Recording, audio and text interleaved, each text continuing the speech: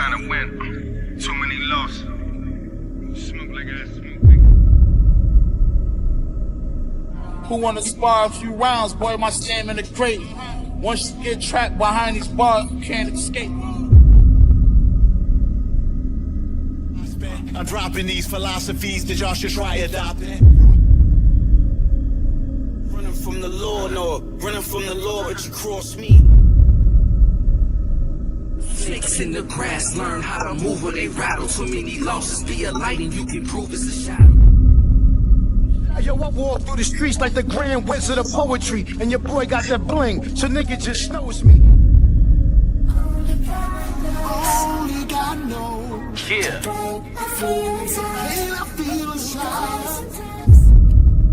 They say that life is a marathon. Well, catch me if you can, I'm a paragon. Yeah. Just try to keep up.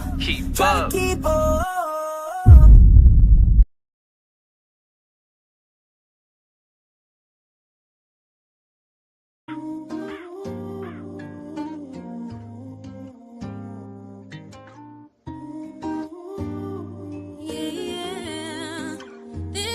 To the men who deserve it, those who have past trauma but still work hard. You are worthy, who struggle with some trust but hearts of gold towards the public, who fail pushing to succeed, feels helpless and it's on repeat. I know it's tough, those carrying seeds.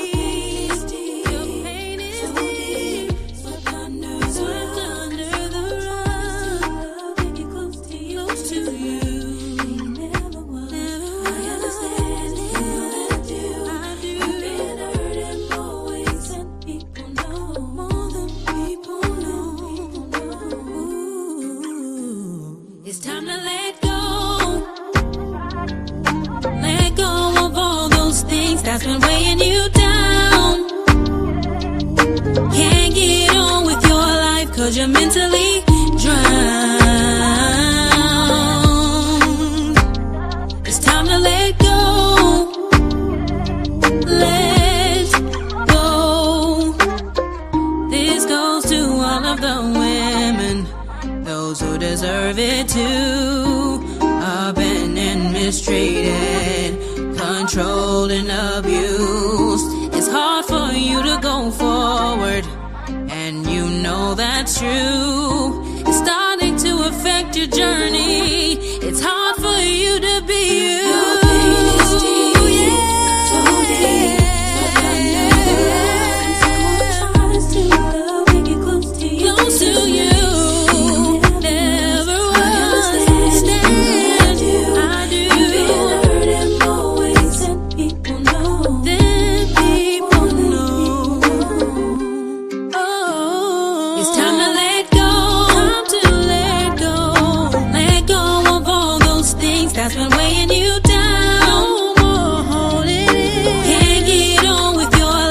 You're mentally drowned. It's time to let go. It's time to let go. It's time to let go. Let go. I know it seems easier said than done. But baby you got so much to overcome. I know it seems easier said than done. But baby you got this you can overcome. It's time to let go. Let go of all those things that's been weighing you down. Can't get on with your life cause you're mentally drowned. It's time to let go.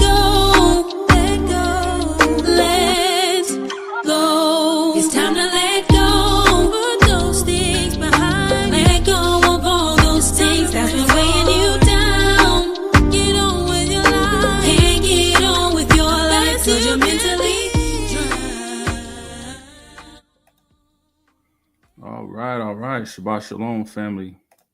Hope everybody had a blessed and spirit-filled week. Pray that you guys got some amazing things out of the scripture readings. I hope you guys were productive and whatever purpose the Most High put you on the path of this week.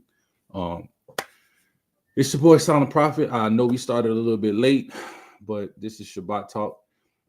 Sorry, the Bible lesson with my kids ran a little bit long. I lost total track of time. I thought I was going to be finished up with them about 5 to 7 minutes to spare to jump on here and get the stream set up. But I already had pretty much everything set up, so it didn't take too long to get in there. But yeah, we finished it up. I looked at it and it was like, oh, it's 7:03. So I appreciate you guys' understanding. I appreciate your patience with me. So we're going to get right into it. You got to know, first thing we do on here, we give the Most High all his due. So all praise to the Most High, first and foremost, for his word, for his love, for his mercy, for his grace, for his encouragement, for his guidance, for his teaching, for his many blessings, his provision, his protection, for all of the things that he does for us in our everyday lives, for this platform and everything that we do to get the word and the truth of his word out to the people, because without him, we wouldn't have this. So all praises to the Most High. And as you guys already know, he gets the absolute loudest clap, standing ovation. All praises to the Most High. So jumping over to the shout outs. Got to give a Shabbat Shalom to Sister Tess and Cindy. Sister Cindy was the first one in the chat. Shabbat Shalom to my beautiful and amazing sisters. Shabbat Shalom. Shabbat Shalom to the family. Shabbat Shalom. Shabbat Shalom, I love you. Hope y'all doing all right. Yes. All right. And not too far behind y'all, Shabbat Shalom to Sister Ava in the building.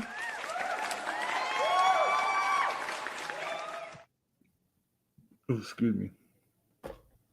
And Shabbat Shalom to Brother Sean. He's probably not too far around you, maybe in the other room. But Shabbat Shalom to my brother.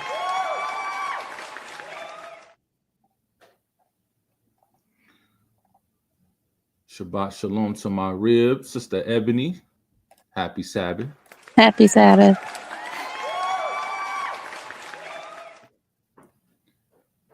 Shabbat Shalom to Sister Sandra and Brother David. Shabbat Shalom. Shabbat Shalom to Sister Kaylee. Shabbat Shalom. Welcome back. Oh, yeah, I'm excited. Ain't nobody tell you take no vacation. No, I'm just kidding. I'm it's happy good to have you back. I'm happy to be home. Shabbat Shalom to Sister Andrea, a.k.a. Sister Andy, a.k.a. Sister Sponsor in the building. That's a lot of names. Shabbat Shalom to you and the family. Listen, when I don't see that link, I'm like, what's going on? Like, panic set in. Listen, let me tell you. Look, my kids had me going. They asked me about Paul, so I was going in. I lost all track of time. You bring up Paul, and I just go on the complete sidebar. Sister Ebony, rabbit hole. I was saying, Sister Ebony forgot to remind you what time it is. I did. I absolutely did. He screamed, oh my God, it's 7:03. And I was in the background. I said, oh shoot. But it's all good. I got the notification on YouTube saying that Shabbat Talk was starting, so I wasn't panicking. I knew it was coming. Yeah, good thing I had everything already set up, and it was already just ready for me to just jump on here, get it started, right?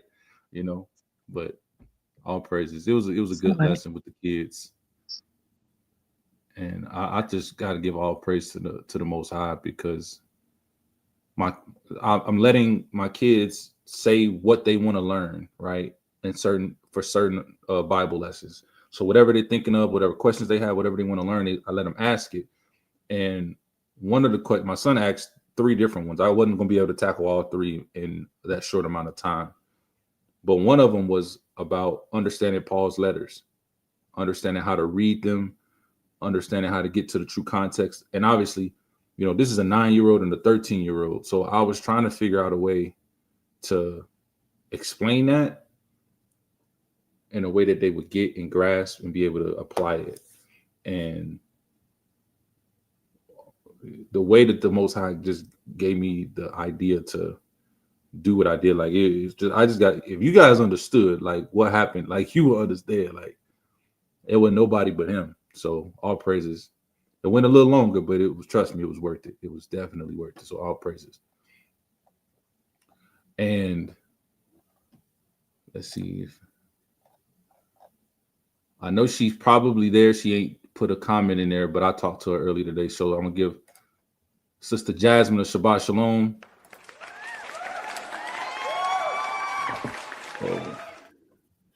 Let me also send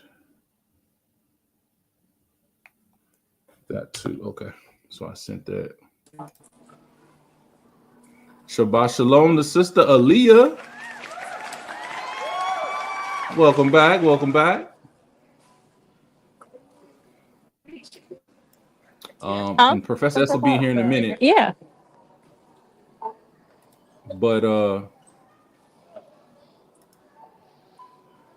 on 1 second. Aaliyah, go ahead and mute your mic. Hey, it's awesome. There we go. But last but definitely not least, definitely not least, one who's been trained in the art of knighthood, who's probably gonna need it, because Sister Ava is probably out for your neck. The one who breaks the ice, Sir Icebreaker, Brother Greg, Shabbat Shalom.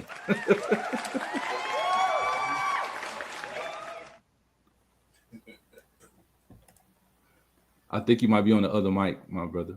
Is your voice low?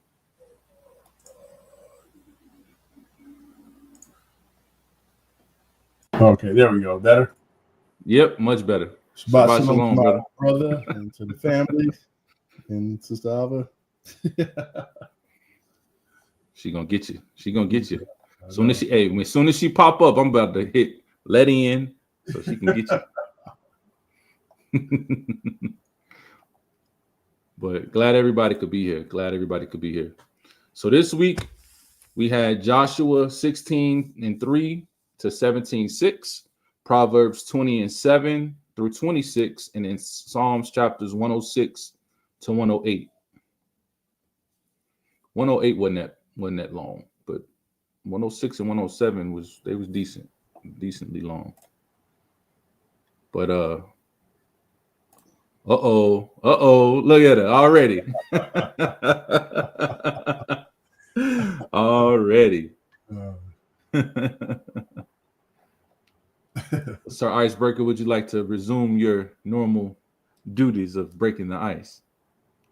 Right, let's do it. So I probably picked what most people picked is Proverbs 20, even though obviously there's a lot in everything, but that one had a lot of good gems. And I'll do verse 13 and 17. So verse 13 stood out to me because it says essentially like, love not sleep, lest thou come to poverty, and open thine eyes, and thou shalt be satisfied with bread. And just for me, when I first read that initially, I thought about, people like to sleep in, to afternoon and just kind of just wait, I won't say waste away, but, just the whole day is gone by the time you wake up and yet we're not productive. And then, obviously you do, and it says, unless thou comes to poverty. And that just made me think of like, sometimes you see like the homeless people, like a lot of times they're outside just passed out and everything's going right. It just made me think of that, it's like just being asleep because like you don't really have anything to do, right? If you're kind of like in that situation. So you just like sleep all day. Which just did, that just stood out to me. So it's like, I'm not like waking up early and being productive. Like I go to grocery shopping, like as soon as the grocery store opens on the, whenever I don't have to work like 7 a.m. and traffic. Just feel productive when you wake up early, get stuff done. Then you look at it, it's 12 o'clock. Like, wow, I accomplished so much. You just feel good, then you can, but that just stood out to me as far as, wake up, be productive, not like sleep in all day. Sometimes it may be good if you need to rest, but all the time, not good. And then said verse 17, bread up the seed is sweet to a man, but afterwards his mouth shall be filled with gravel. And I think we discussed that many times where yeah, something that is not good can seem good, and then as soon as you start to pursue that, you know, then it ends up being, a lot of times, you even just look at Hollywood, you know, a lot of people that go there, and a lot of that stuff seems good when they go into those rituals and they do stuff. It's like, wow, this seems good. You get all this success and fame, and then a lot of them are miserable and they feel stuck, and I sold my soul and I can't do anything. It's like they just, a lot of them look miserable. If you look at a lot of those Hollywood stars, like before and after, like when they first came to fame or before, then now it's like that. A lot of them look like dead. They look just like their life is being sucked out of them. So, and not just that, but it's like every industry. But yeah, it's just back and sound good, but then, you know, it'd be filled with gravel if you keep on with it. So facts. Good points. Good on both points. Good points, brother. Good points. You gonna have somebody follow up with that? Anybody gonna piggyback, or somebody got something else that they got from the scriptures? Yeah, I'm gonna piggyback because Proverbs 20 verse 13 stuck out to me as well. But when I read it, I didn't really like, yeah, it has the physical aspect of like, if you sleep, if you're lazy, you'll come to poverty. But kind of what I got from it was that, like, being sleep, like spiritually, and you'll come to poverty. But if you open your eyes, you will be satisfied with like the spiritual bread. So that's kind of like how I was looking at it. That was, I don't know. And then Psalms 107. Hold on, let me go to it. Well, Psalms 107 was pretty much recounting like them being in the wilderness, and you know, they're struggling, they're being punished, and they cry out to Yah, but then at the same time they still reject them. It's kind of like this back and forth. But verse 43, it says, whoever is wise will observe these things, and they will understand the loving kindness of the Lord. So when I read that, I'm like, okay, like that kind of relates to the Proverbs, because I mean that's true. You can stay asleep on what the Most High is doing in your life, or you can open your eyes and come to the realization that, you know, like he's the only thing that we can count on. He's, you know, our only rock. So that's kind of what I got. Okay. We cooking. Anybody So else? I kind of want to piggyback, but on what Sister Katie just said. But Brother Greg, Psalms your back 108. is all broke. With Psalms, but I'm going to Psalms 108, 12 and 13, and it says, "Give us help from trouble, for vain is the help of man. Though Elohim, through Elohim we shall do valiantly, for he it is that shall tread down our enemies." And so I'm just want to just follow up to say that, yeah, it is he that does all things for us. We should not try to rely on ourselves. We should not try to do stuff in our own strength, but to rely on him, put our hope and trust in him, not in man, but in him, so he can do all things for us. He's always there for us. He said he will never leave us nor forsake us. He said his yoke is easy, his burden is light. So why do we try to do everything in our own strength when he is always there for us? You know, we should always remember, come to him first, give all things to him, bring all things, put it at his feet, let it go, and let him do it for us, not in our strength, but in his strength. And we should try to always remember that. The first thing we do, you know, like we panic. Oh, what are we gonna do? Da, da, da. We forget about him. We forget that he's there. We forget that he promises that when we come to him, he will take care of us. He's always there for us. And in all things, we should always remember to put all things first, give it to him first, and just let him just take care of it. Let us remember not to try to take everything upon ourselves, and we stress ourselves out, and then, you know, we get all crazy and carried away, you know, and we're snapping at our family members, and we do all kind of craziness. When we can have peace if we just surrender all to him, we can have this peace. So I Absolutely. find that, you know, Mhm. as far as him being a help for us, he wants to help us. So let us trust him and give him all things. Thank you. Absolutely. And that's called faith, people. It's called Mhm. faith. Have that faith in the Most High. He already got you covered. He got you squared away. You just need to realize that, right? Trust in Him. So that's a great point, sis. And it's interesting to that point because that specific point you made, there's actually going to be a video tonight tapping into that same topic. So I know you probably gonna really enjoy that video. And then also to my brother Brokeback, you know, his original point.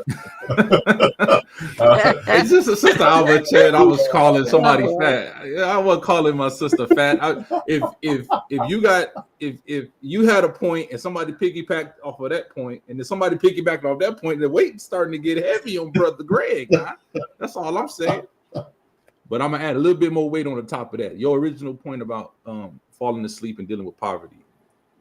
Actually, the first video that we're gonna cover today is gonna talk about that a little bit too. I think you're gonna get a kick And real quick, out of that. I'm gonna piggyback off what Sister just said, as far as like you said, having the faith and relying on Yahweh and all that. And again, people who listen to this show regularly, they probably can recite what I'm about to say because I say it all the time. But it's just the most prominent example. It's kind of like going to war and you come out as like you live through history.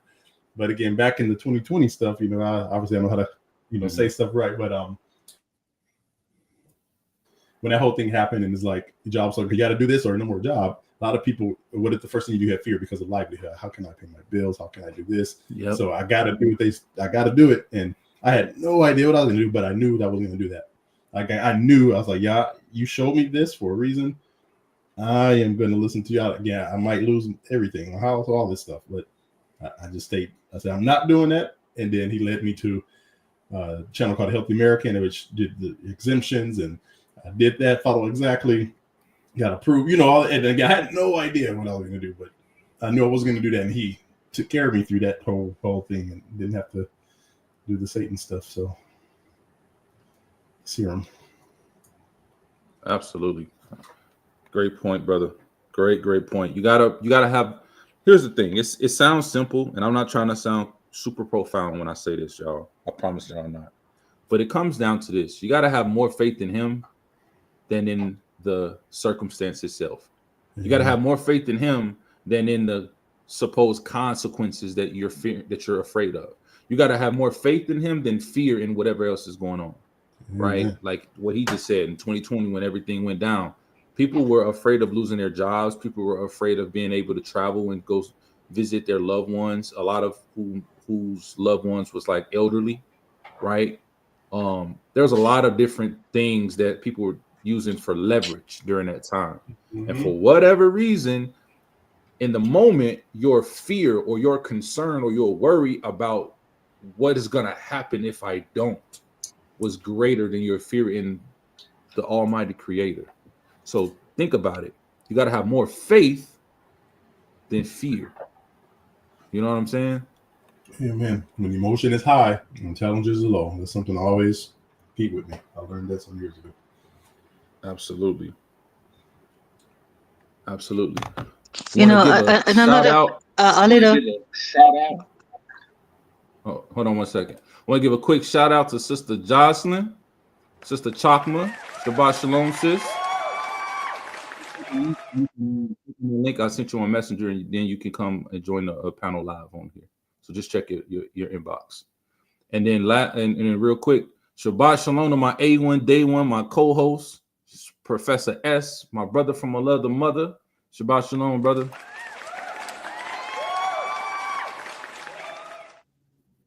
I don't know if you're saying something. If you is, your sound ain't coming through. But I'm assuming Professor S, everybody says. Everybody, Professor S says Shabbat Shalom. Shabbat Shalom, brother S.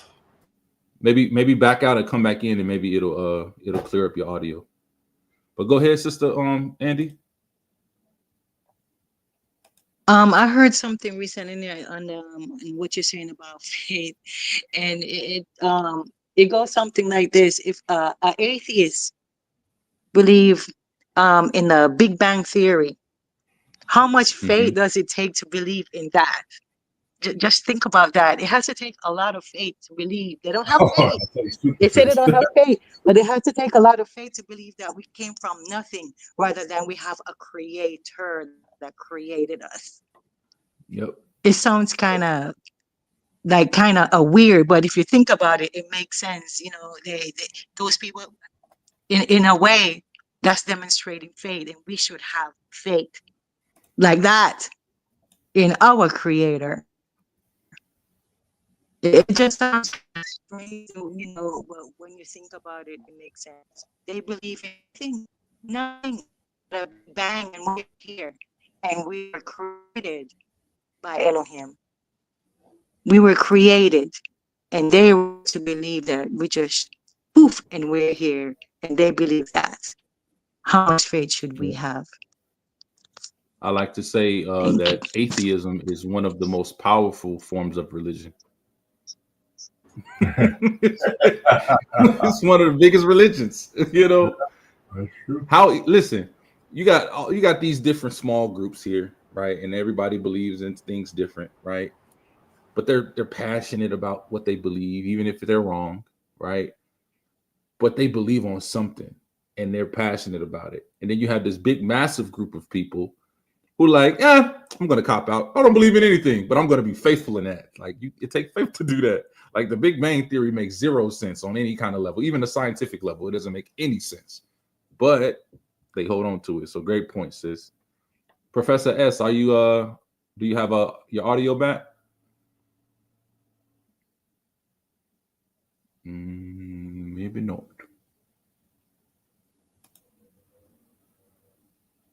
I don't know what it is. Yeah, I can't hear nothing you saying. Can anybody hear Professor S? Nope. No. No, I don't hear anything. Maybe back up and try again. I don't know, brother.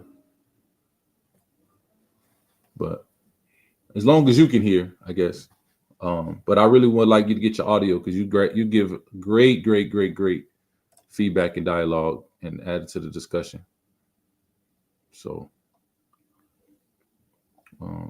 definitely try to get back in to so you can join the discussion.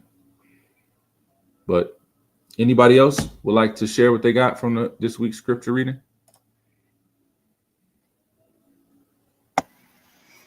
Wondering how come Sister Andrea didn't sing this song for Psalm 107.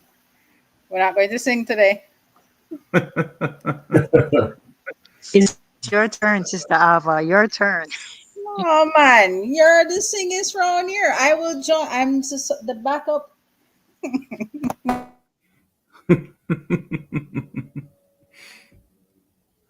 I don't want to bring them out today. I'm good. It's your turn.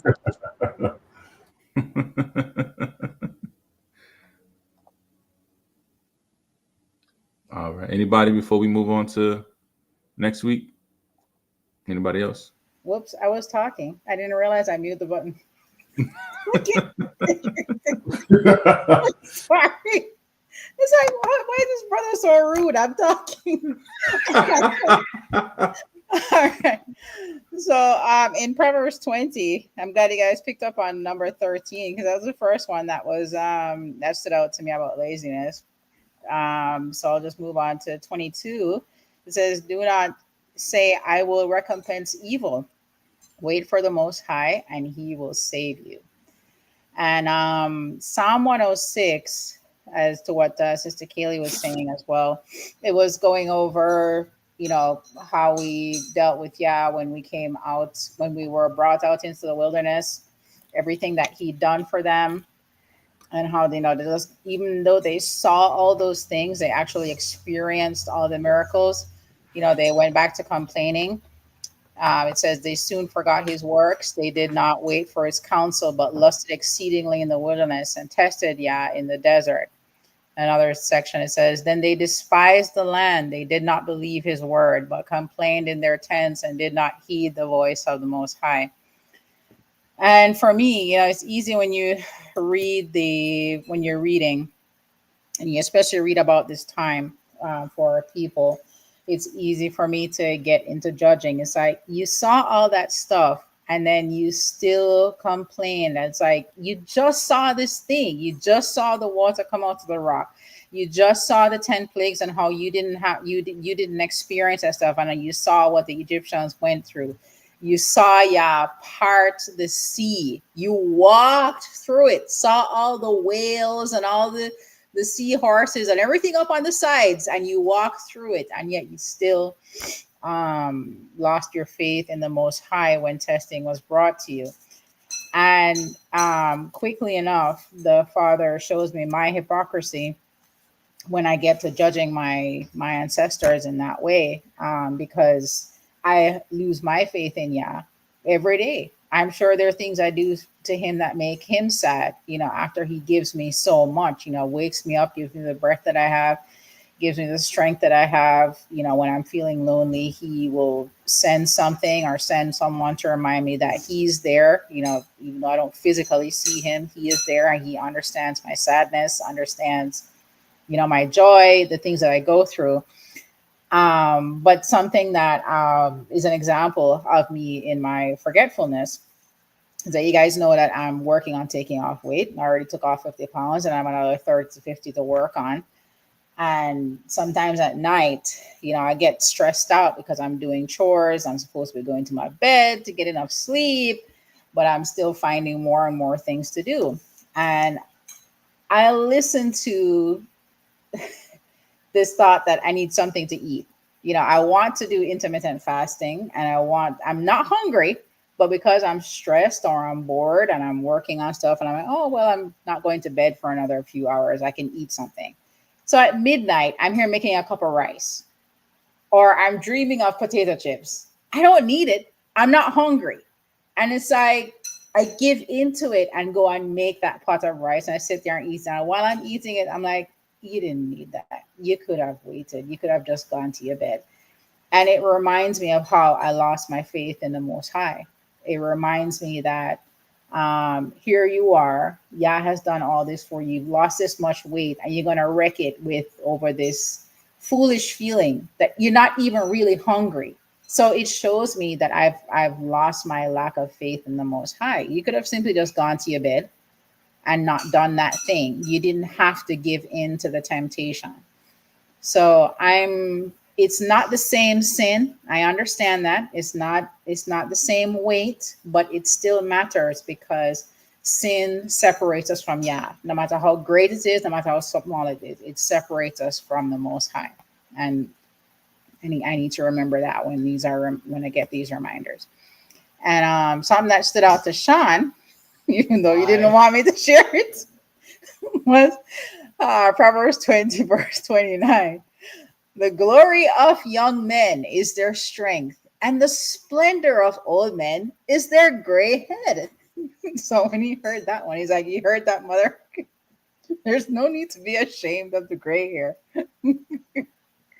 Because it's a splendor of old men. And Shabbat Shalom, Brother Greg. I'm glad to have you back from guarding the realms of men. Shabbat Shalom. Shabbat Shalom. Hey, sis, you get extra points. Get extra points. Because you were the only one who said the verse that I was going to say.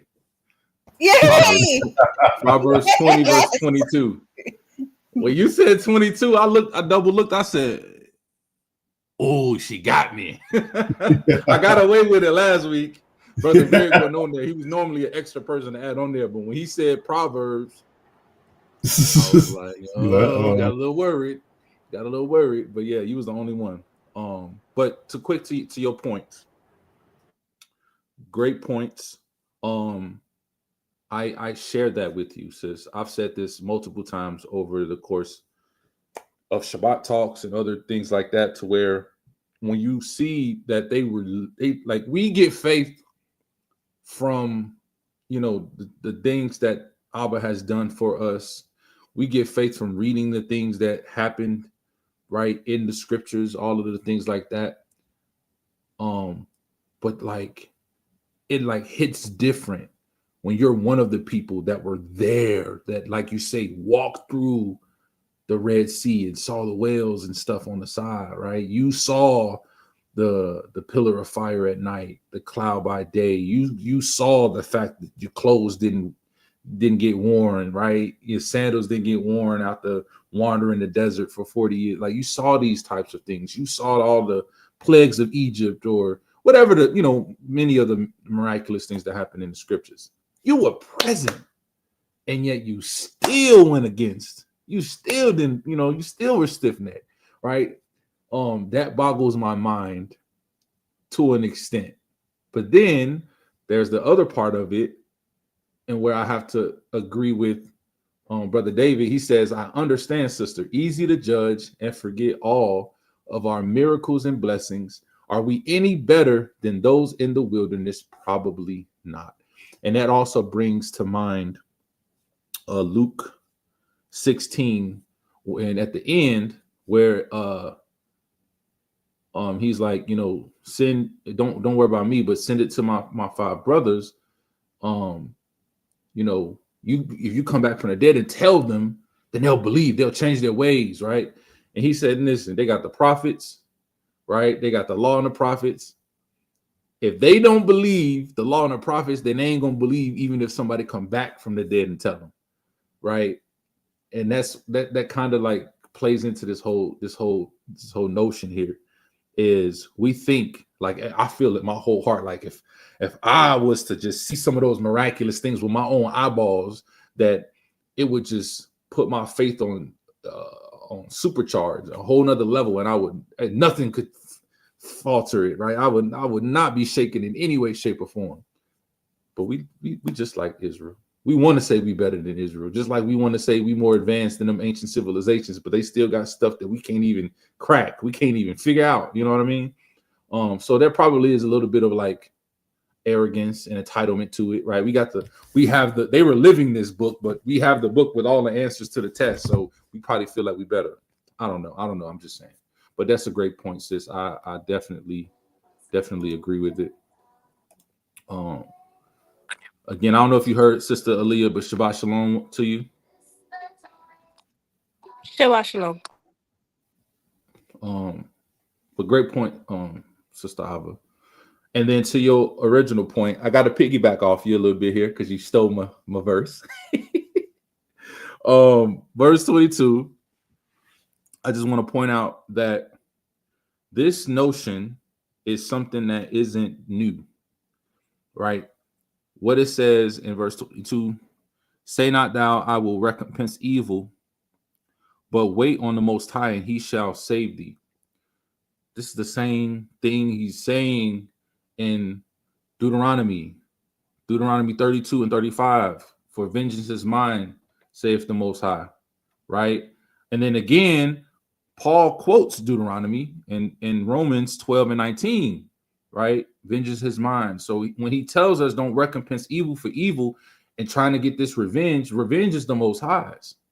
We need to have faith, like Sister Andy said, we need to have faith in the Most High, and he'll deal with us. He'll save us. He'll deliver us. He'll handle our enemies. He'll deal with all of that for us. It's not for us to go. And that's what Messiah was trying to get the point across again when he said, you have heard it said, right? Eye for an eye, tooth for tooth, hand for hand, foot for foot. But I say unto you, if he strikes you, turn the other cheek. And people going like, but that's a contradiction. He's going against what we've clearly read in the scriptures. But no, he's not, because clearly in the scriptures, we see it in Psalms and in Deuteronomy. Vengeance is mine, thus saith the Most High. So again, that's just that part of the Messiah teaching the Torah as it should be taught, not how we interpret it and try to teach these false doctrines on it. But great point, sis. And that was what I got from this week's scripture reading. Let's try this again. Shabbat Shalom, Professor S. Hey, can you hear me? There we go. Oh, We're back. Okay, good. Are you able to turn your camera on? Yeah, here just a second. All right, cool. Get you on up there. Yeah. But yeah, so did you want to share anything you got from the scripture reading? Well, there's some great stuff in Proverbs. Let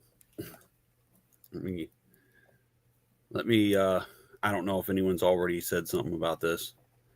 Let's see.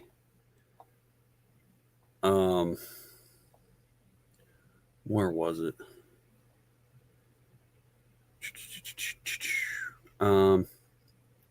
Even a child is known by his doings, whether his works be pure and whether it be right. Now, like, so you can tell by what someone's doing, you know, whether they're really pure, because even a child, you know what I'm saying? Mm-hmm. And then where was it?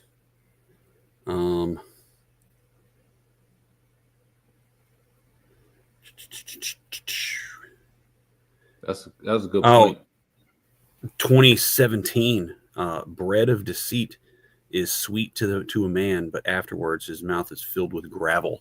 That's super profound, you know, because, you know, when you're being deceived, it often feels very, you know, it's really sweet and you think it's good, you know, and then but afterwards you're like ruined, you know. Getting deceived is really not good. And 19, he that goeth about as a talebearer revealeth secrets, therefore meddle not with him that flattereth with his lips. I've had lots of situations in my own life where someone's been saying things, flattering with their lips, you know, but in the end, it's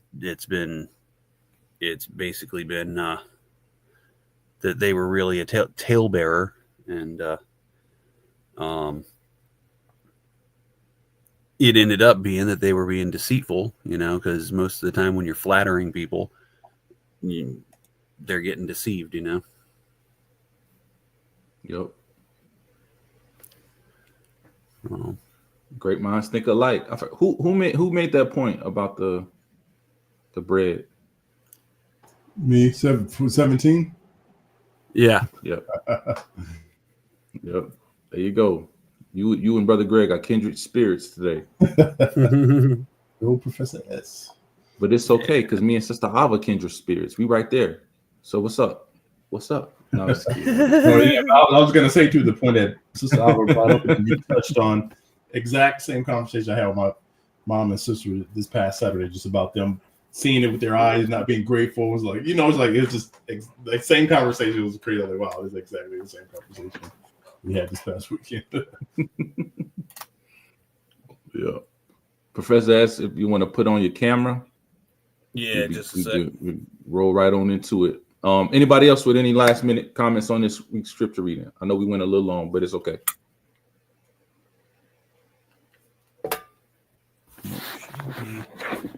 Wait a second.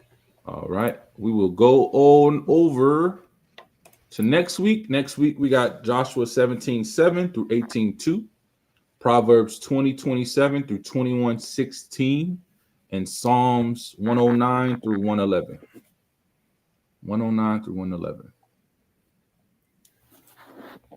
There we go. So I'll leave that up for a quick second. And Brother Greg's our icebreaker. This first video of Righteous Reactions is for you, my brother. Oh yeah. This first video is for you. All right, y'all pay attention about sleeping. Guys, please come closer. Okay. Those of you who are Bible students, I need your help, please. Okay. I was going through the Bible this morning. I came across this passage. Psalms 127 verse 2. It says, it is useless to work so hard for a living, getting up early and going to bed late, for the Lord provides for those he loves while they are asleep. I repeat, the Lord provides for those he loves while they are asleep. And then I go to this other passage. Proverbs 24, verse 33 to 34. It says, go ahead and take your nap. Go ahead and sleep. Fold your hands and rest a while. But while you are asleep, poverty will attack you like an armed robber. Ah! My question is there, are we sleeping or not?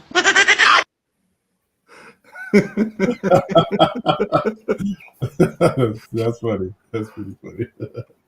What I tell you, don't sleep. we was laying in the bed and Ebony played that video and I heard it, and then she let me watch it again. I said, you gotta send that to me. And I think the funny part about it is, like, we found ourselves in that same situation. Yeah. To where we'll read something in the scripture and then we'll read something else in the scripture and we try to figure out which one is talking about which, because it seems like they contradicted. Like, what do you mean? You want me to sleep? Because if I go to sleep, I'm gonna be in poverty, but if I go to sleep, you're gonna provide for me. Like, which one is it? But again, context. You got to understand the context in which things are written. But I found that. That was good. That was funny. That was hilarious. Right on top. Nice little smooth, mellow, funny way to kick us off. You know. Anybody got anything they want to say about that one? Okay. It was just kind of funny. It was good, but a little funny.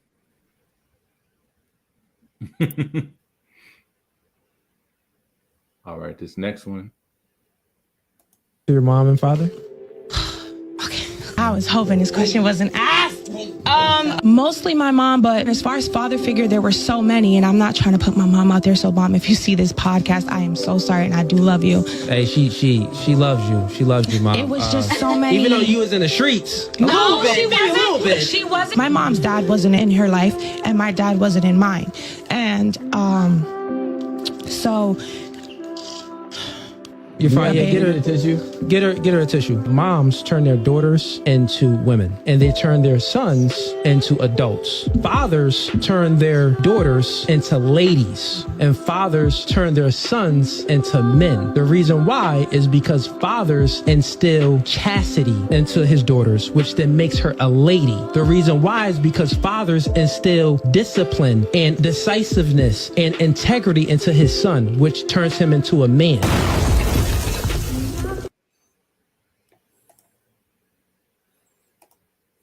What we thinking? So I will say this. Love the video. Probably what I'm going to say is probably not too much specifically with the video, more so about the host of that show. I love the stuff that he shares in general because it is very true. But sometimes I wonder how much of it is spiritually founded and biblical. Or let me not say that I wonder how much of it. A lot of it, honestly, is spiritually. There's a spiritual foundation to it, and you can find it biblically. I just wonder if they themselves as individuals, you're trying to guide people who aren't in Christ to model behaviors and attitudes and lifestyles that are biblical. Do you get what I'm saying? That are of Christ. So it's kind of hard to, it's hard. Like you're trying to get a vegan to eat meat. If a vegan doesn't eat meat, they're not going to get it. So no matter how much you put it out there. So, love a lot of the stuff that he puts out there. Sometimes I don't like the way he goes about it. He goes about it because obviously it can make a lot of the women and even some men feel low. You know what I mean? It's like he's not necessarily always raising them up.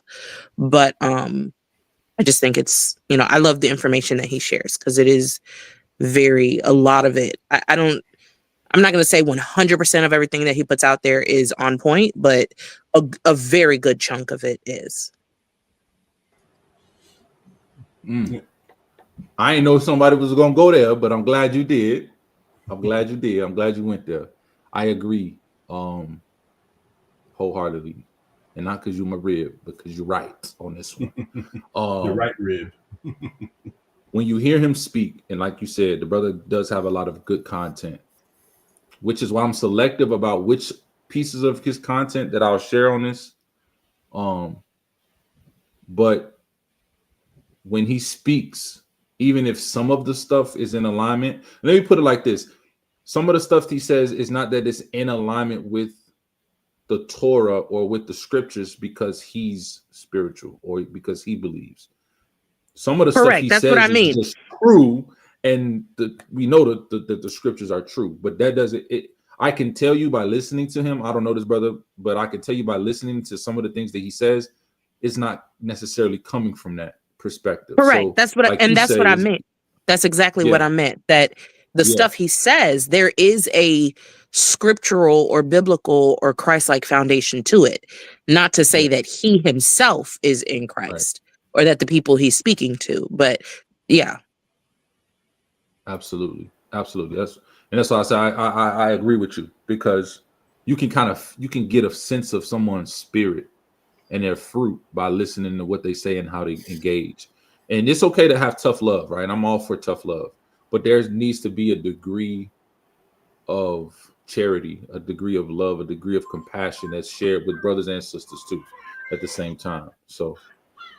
But yeah, absolutely. Somebody else was trying to go.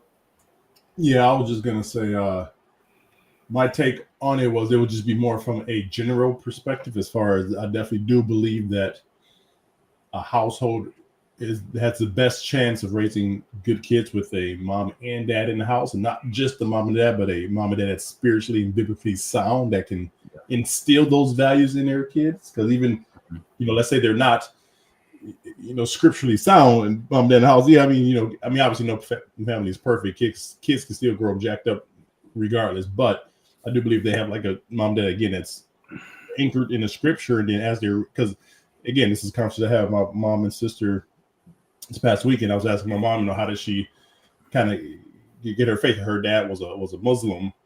And it's like, you grew up in a household with my granddad. He was a great guy, great grandfather, provided, worked hard for the family, but he was Muslim. I was like, how did you, go the other way when she said he never really pushed that. He just kind of let everybody do their own thing. But I was just telling my mom, say, because you instilled the Bible into me and my three sisters growing up, and we would read it and you would describe to us, and then say us growing up, we never veered off from the faith, and that's in the scripture. If you teach your kids right, they will, even if they veer off, they will come back. So I was having that conversation with my mom and sister this past weekend. But I do believe when you definitely instill those values into the household, and the son and daughters would have a better chance at growing up. Even if they veer off, they're going to come back to the faith. That's why I think a lot of the stuff we see today, as far as when just the craziness out there, because there's a lot of single parent households, a lot of single mom households. We know a lot of that stuff started from getting the government checks. Oh, if you can't have a man in the house, and you get the check. There's a lot of agendas that happen. Yeah. But and then people now just are not thinking, okay, I need to be married before I even go out and give myself to somebody. Like growing up, you would laugh somebody they said. They're like, what's wrong with you? Why you say that? You like slap them in the face. They said that, and you think they're crazy. It kind of went back to again, just follow what the Bible says. Like the world be in a so much better place. We all strive to live that type of life. Like, okay, no one, you're not going to really have sex until you get married. Like, and that's not even a thing. Most people won't do that. It's like just that one thing alone. Yeah. With the world would be in a much better place. So I'll just take from that perspective, as far as having a man and woman in the house, biblically sound, the kids will have a better chance of it being, if they teach them right, in love, they'll have a better chance of being righteous. In the way that they should go, and when they're old, they shall not depart from it. Amen. Yeah. I also wanted to quickly add, definitely agree with what he said, how only men can raise men. I think we live in a society, sadly, where so many women feel and believe that as a single parent, they can raise men, but they can't. You can't raise something that you yourself are not, and you yourself don't know how to be. Even masculine women, is a masculine woman is still different from what a man is. So even in that sense, you don't raise men, you raise adults, but you're not raising men.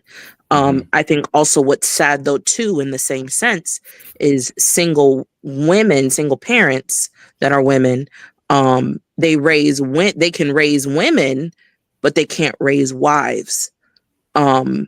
You cannot instill what your daughter needs to be a wife if you yourself are not one.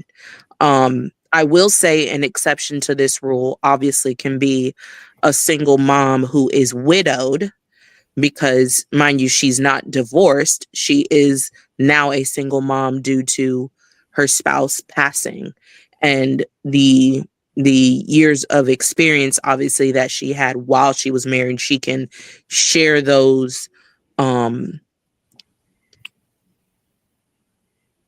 trials, those tribulations, the values, the goods, the bad, you know what I mean, with her daughters, and help raise them in that sense somewhat. But just a woman that has never been married, I don't want to put too much emphasis on divorce, because there's so many reasons why people get divorced, and just because a woman gets divorced does not mean that she herself wasn't a wife. But one thing I do find is in couples specifically that have divorced, the now single mothers, I have seen a trend where I don't see them teaching their daughters to be wives.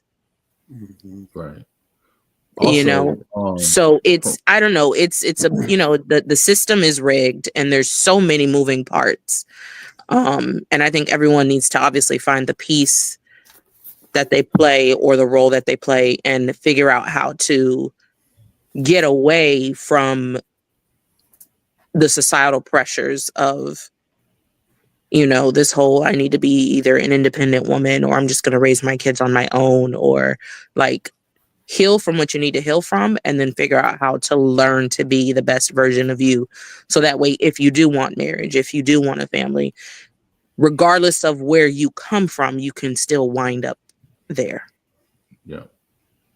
And then also women who were raised, right, in a two-parent household or raised by their father, who had those values instilled in them, or who have, you know, studied the scriptures and they understand now that they have a child and a daughter and they're trying to raise their child. Now they understand, you know, what the scripture says and how to, you know, conduct oneself in humility and chastity, right? And what's the word I'm looking for? Modesty. That's it right there. Modesty, right? Can also do that as well. But yes, I agree. And I gave you a shout out earlier, cousin, I guess before you got in here, but Shabbat Shalom. Shabbat Shalom to Sister Jasmine.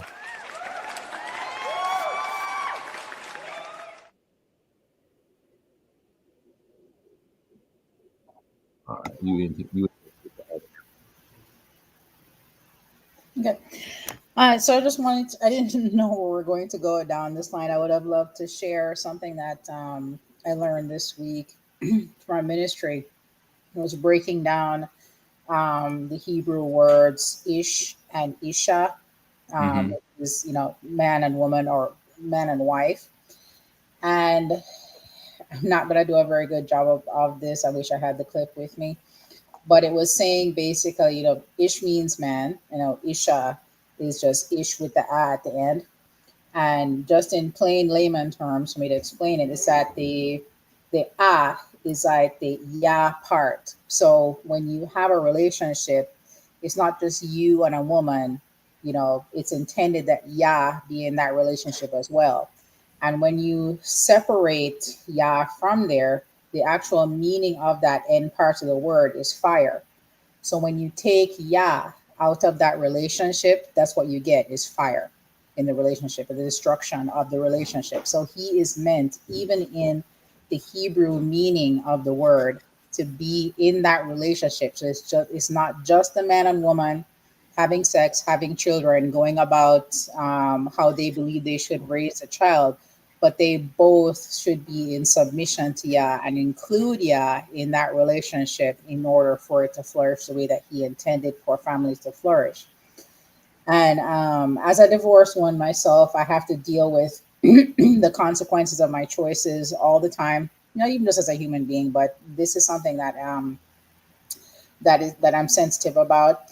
And I was remembering when I was learning that little tidbit there, it was like a comfort Yah was sending to me because I'm so sensitive about the matter, even to this day.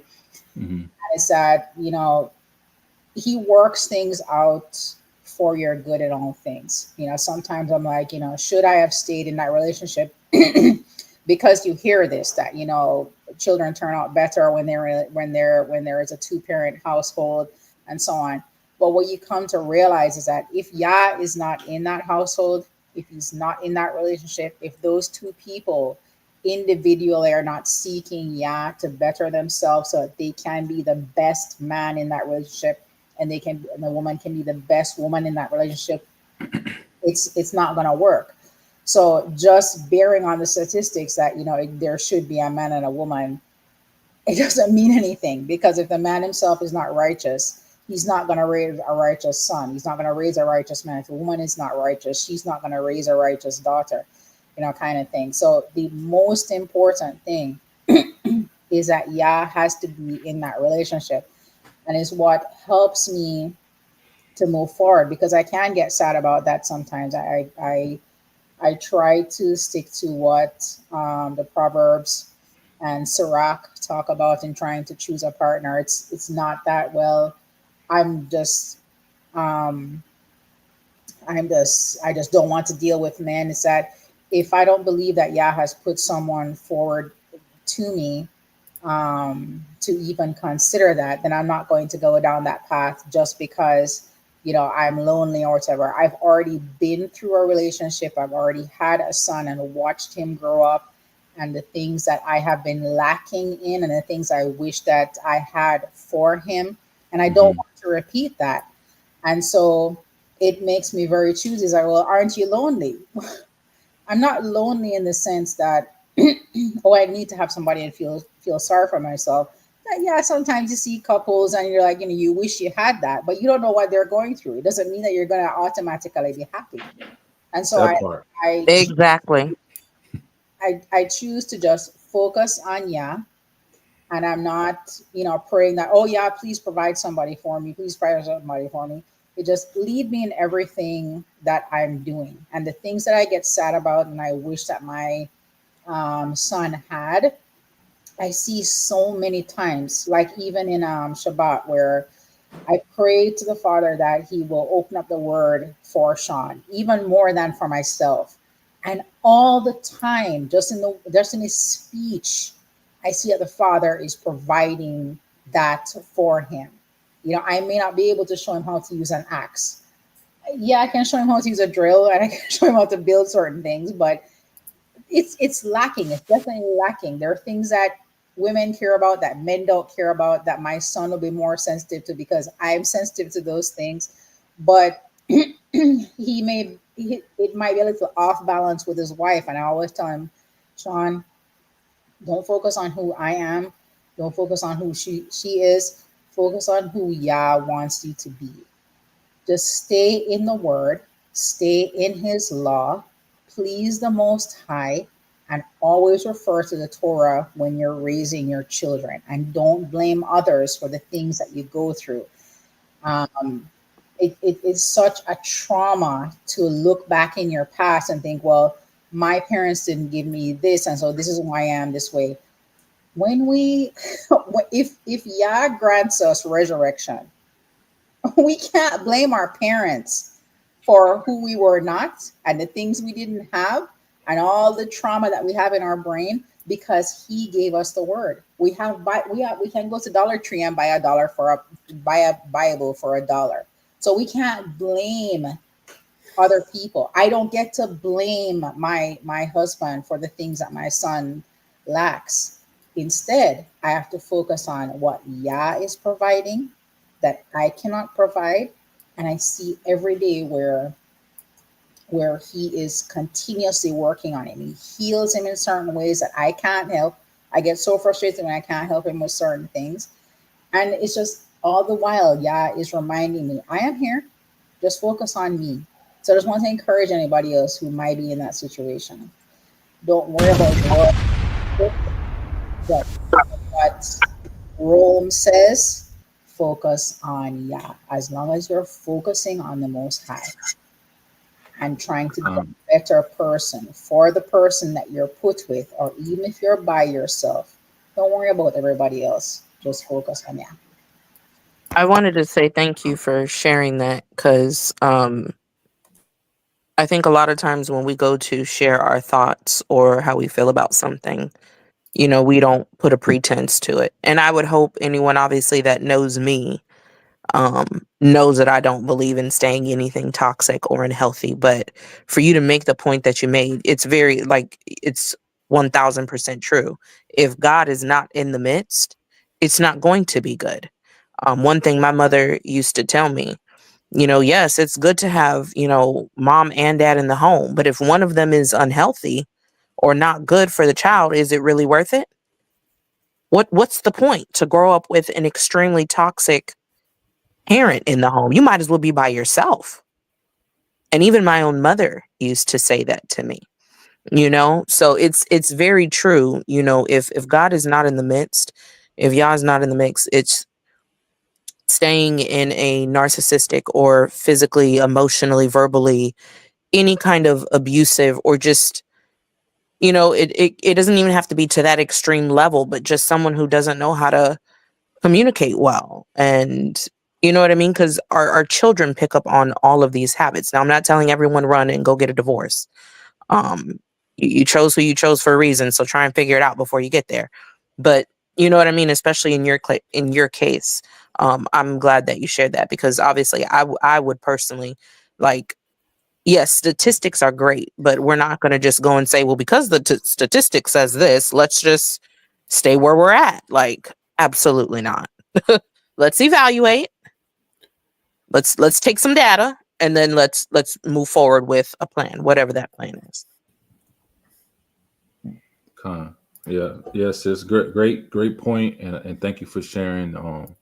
There was a lot of wisdom in what you said, and this is kind of what I want to get to with this video.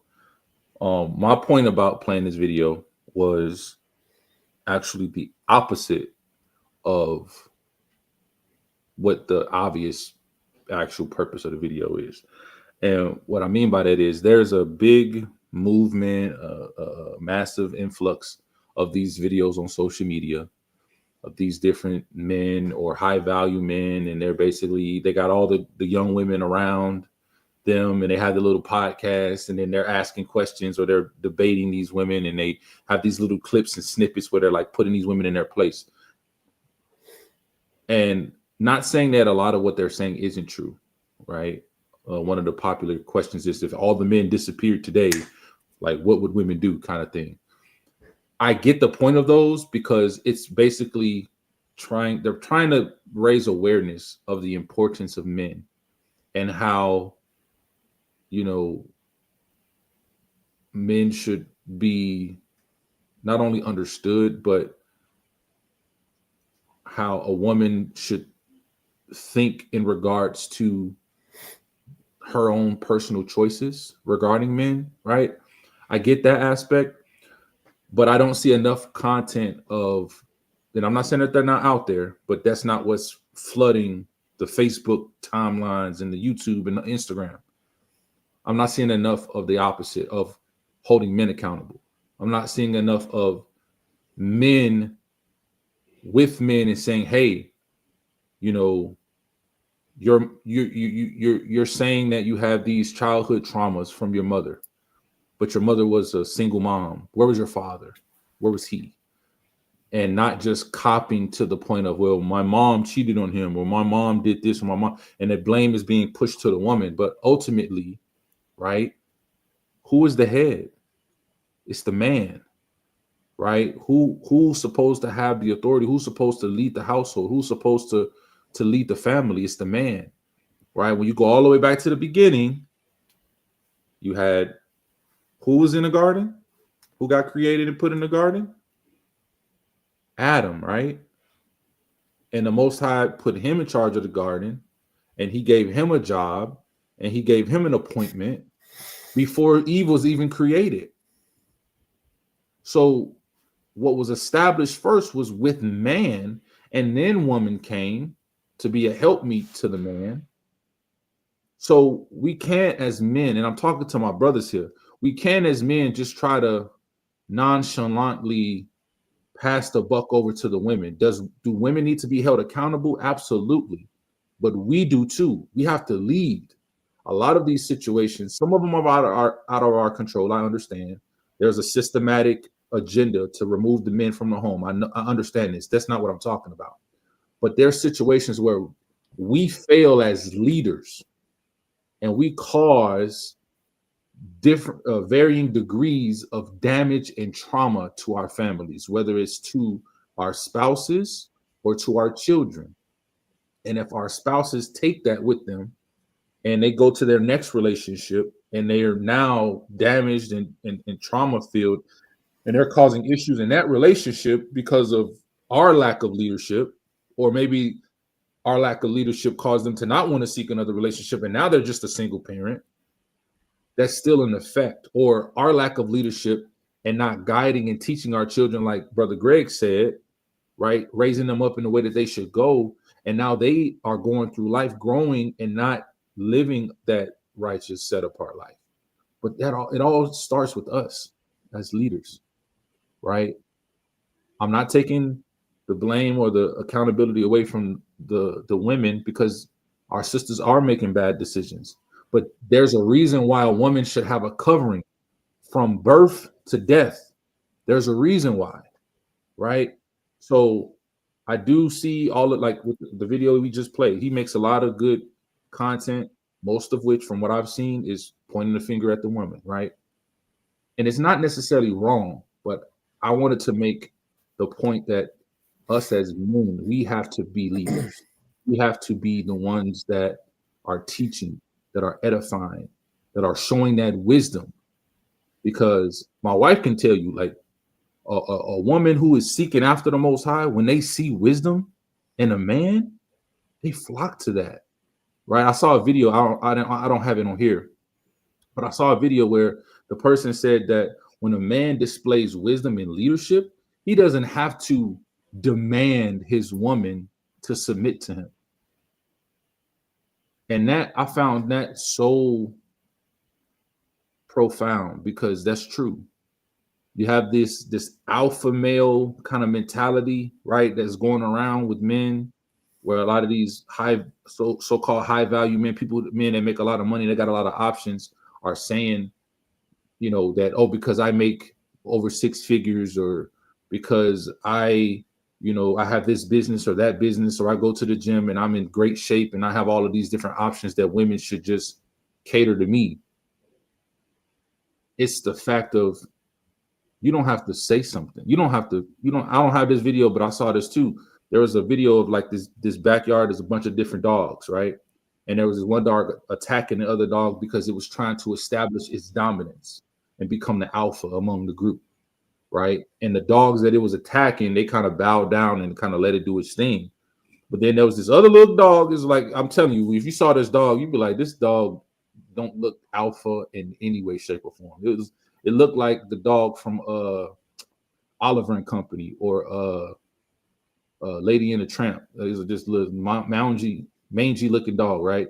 But as it was walking through the yard, the other dogs were like bowing to it and showing that submission.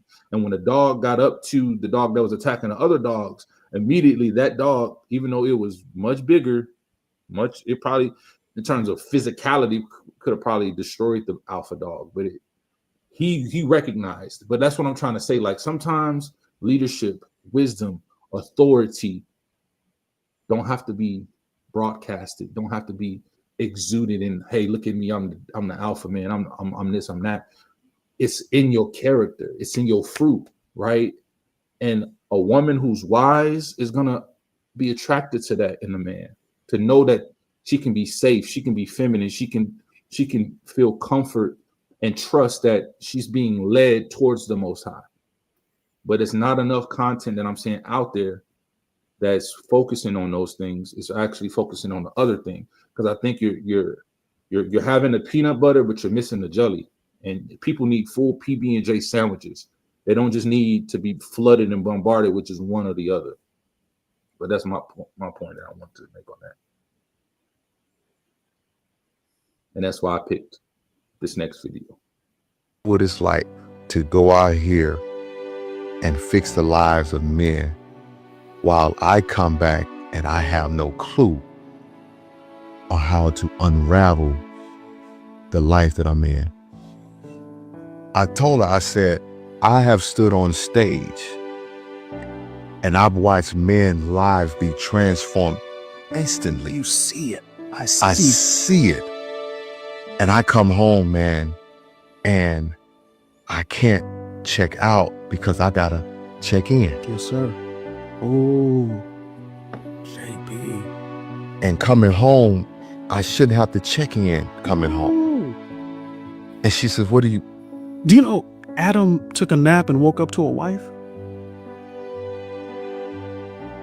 The only context he had for her was rest. Yeah.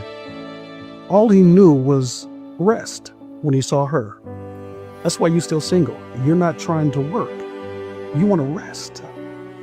God put Adam to sleep and woke him up to a wife. So when I come home, you should remind me of rest, not work.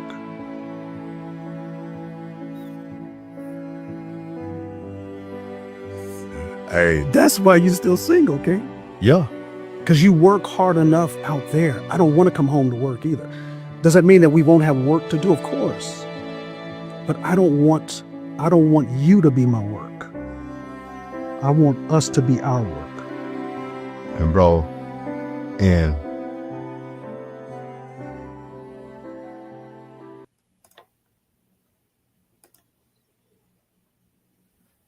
what we think?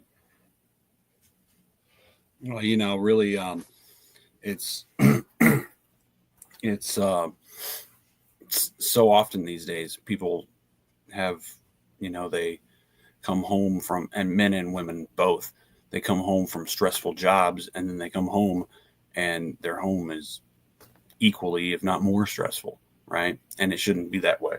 When you get home, it should be your place where you're safe. You know what I'm saying? Where you can rest and relax and feel safe and secure, right? But these days, man, it's all backwards, man. All backwards. Yep. And people find that they're working more, like, it's, yeah. I really feel what he said there. You trying to touch some nerves today, Brother Akeem? So, one right after the other, you couldn't give us a lighter video to watch in between. There's more coming up. Because, immediately I see this one, I'm like, how many women are going to be like, but then they'll be lazy and they come home and they play video games and they don't want to help. And it's like, if each person is in their role, they can be so much more peace. If men are going to demand that the women also work, then they have to understand that the work is going to have to be 50-50 when they come home. Now, if you give a righteous woman, a chance to stay home and nurture herself, nurture her children, she can nurture you too when you come home. But if you're going to demand that they have a job as well because you need a 2-income household, it's it's gonna be rough. Now, I'm not saying that there aren't people out there who are able to manage manage both.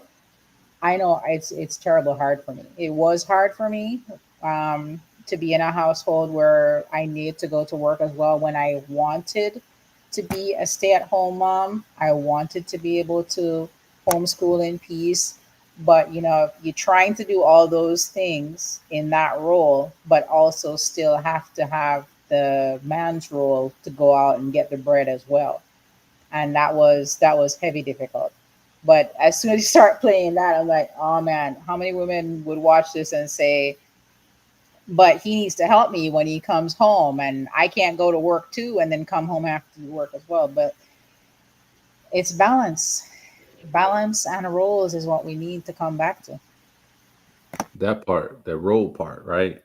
And I've heard this argument, and I get the argument, right? If the woman is working and she feels like if she's working too and she's paying bills and she's contributing to the household, that everything should be split, or she shouldn't have to do certain things, right? She like, if I'm working 40 hours a week, don't expect me to cook, clean, take care of the house, raise the kids, all of that stuff if I'm working just like you working. But even in that, and I seen a video from a sister, from a woman, and this was from her perspective. She said, do I work? Yes. Do I still come home and cook and clean and tend to the kids, tend to the house? Yes. She's like, is it a problem that I do that? She said no.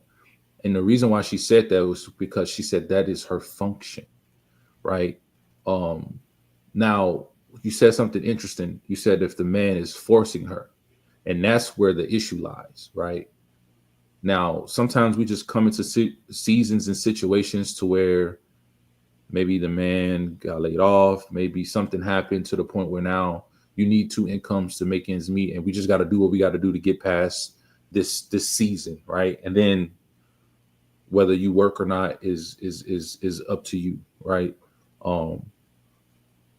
But if the man is like forcing her to work, that's the issue. Because as a man, it is your function to provide. It is your function to lead. It is your function to make your woman feel safe. And forcing your woman to do those things is putting her in a position where she's operating in her masculine.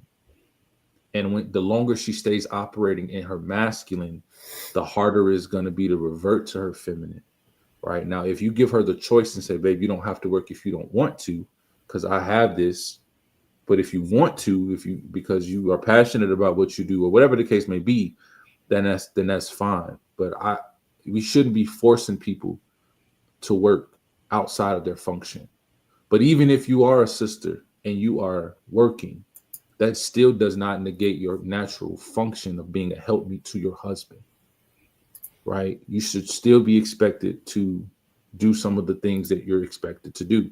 Now, that doesn't mean that the man can't help or whatever. It is, everybody's dynamics and relationships are different. But like sometimes roles get reversed temporarily. Sometimes you guys compromise and different things like that. But we as pieces of creation, right? We have our natural functions, and we're supposed to operate within those natural functions. But I like this video because there was almost a man-to-man kind of mentor situation going on, right? And I think that if the one man would have said something incorrect, the older man would have, corrected him, because that was the vibe, that was the energy that I was getting from the video. And I love to see men mentor other men like pour into other men. Again, from my rant that I said earlier, I don't see enough content like this to where men are holding other men accountable to that. Whether it's you're wrong, I'm holding you accountable, or you're going through this and you're feeling this, and I'm explaining to you from my wisdom, this is why you're feeling like this, or this is why you're going through what you're going through, right? Not even talking about the whole point of the man and the woman role. Just I like this video from the perspective of men building up other men, because there's not enough of that. But we gotta hold ourselves accountable, kings. I concur.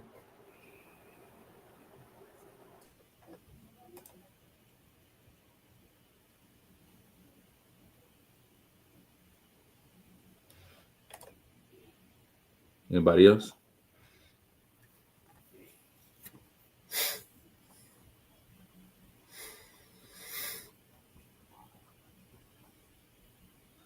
We got a comment in this in the chat. I have run into many men that don't want to do anything in the household but help with the kids. What do you think about this? And then they said, is it only the woman's place to tend to the house? Now, here's the thing with this. A man should know how to do it. A man should be able to take out the trash, wash dishes, do laundry. He should do everything, because there's going to, like I said earlier, there's going to be times where situations may require it, right? Using myself as an example, there was a time when I decided, because of that time period that we talked about earlier, right? I said no to that said thing, right? And it caused me to have to go a significant amount of time without any income.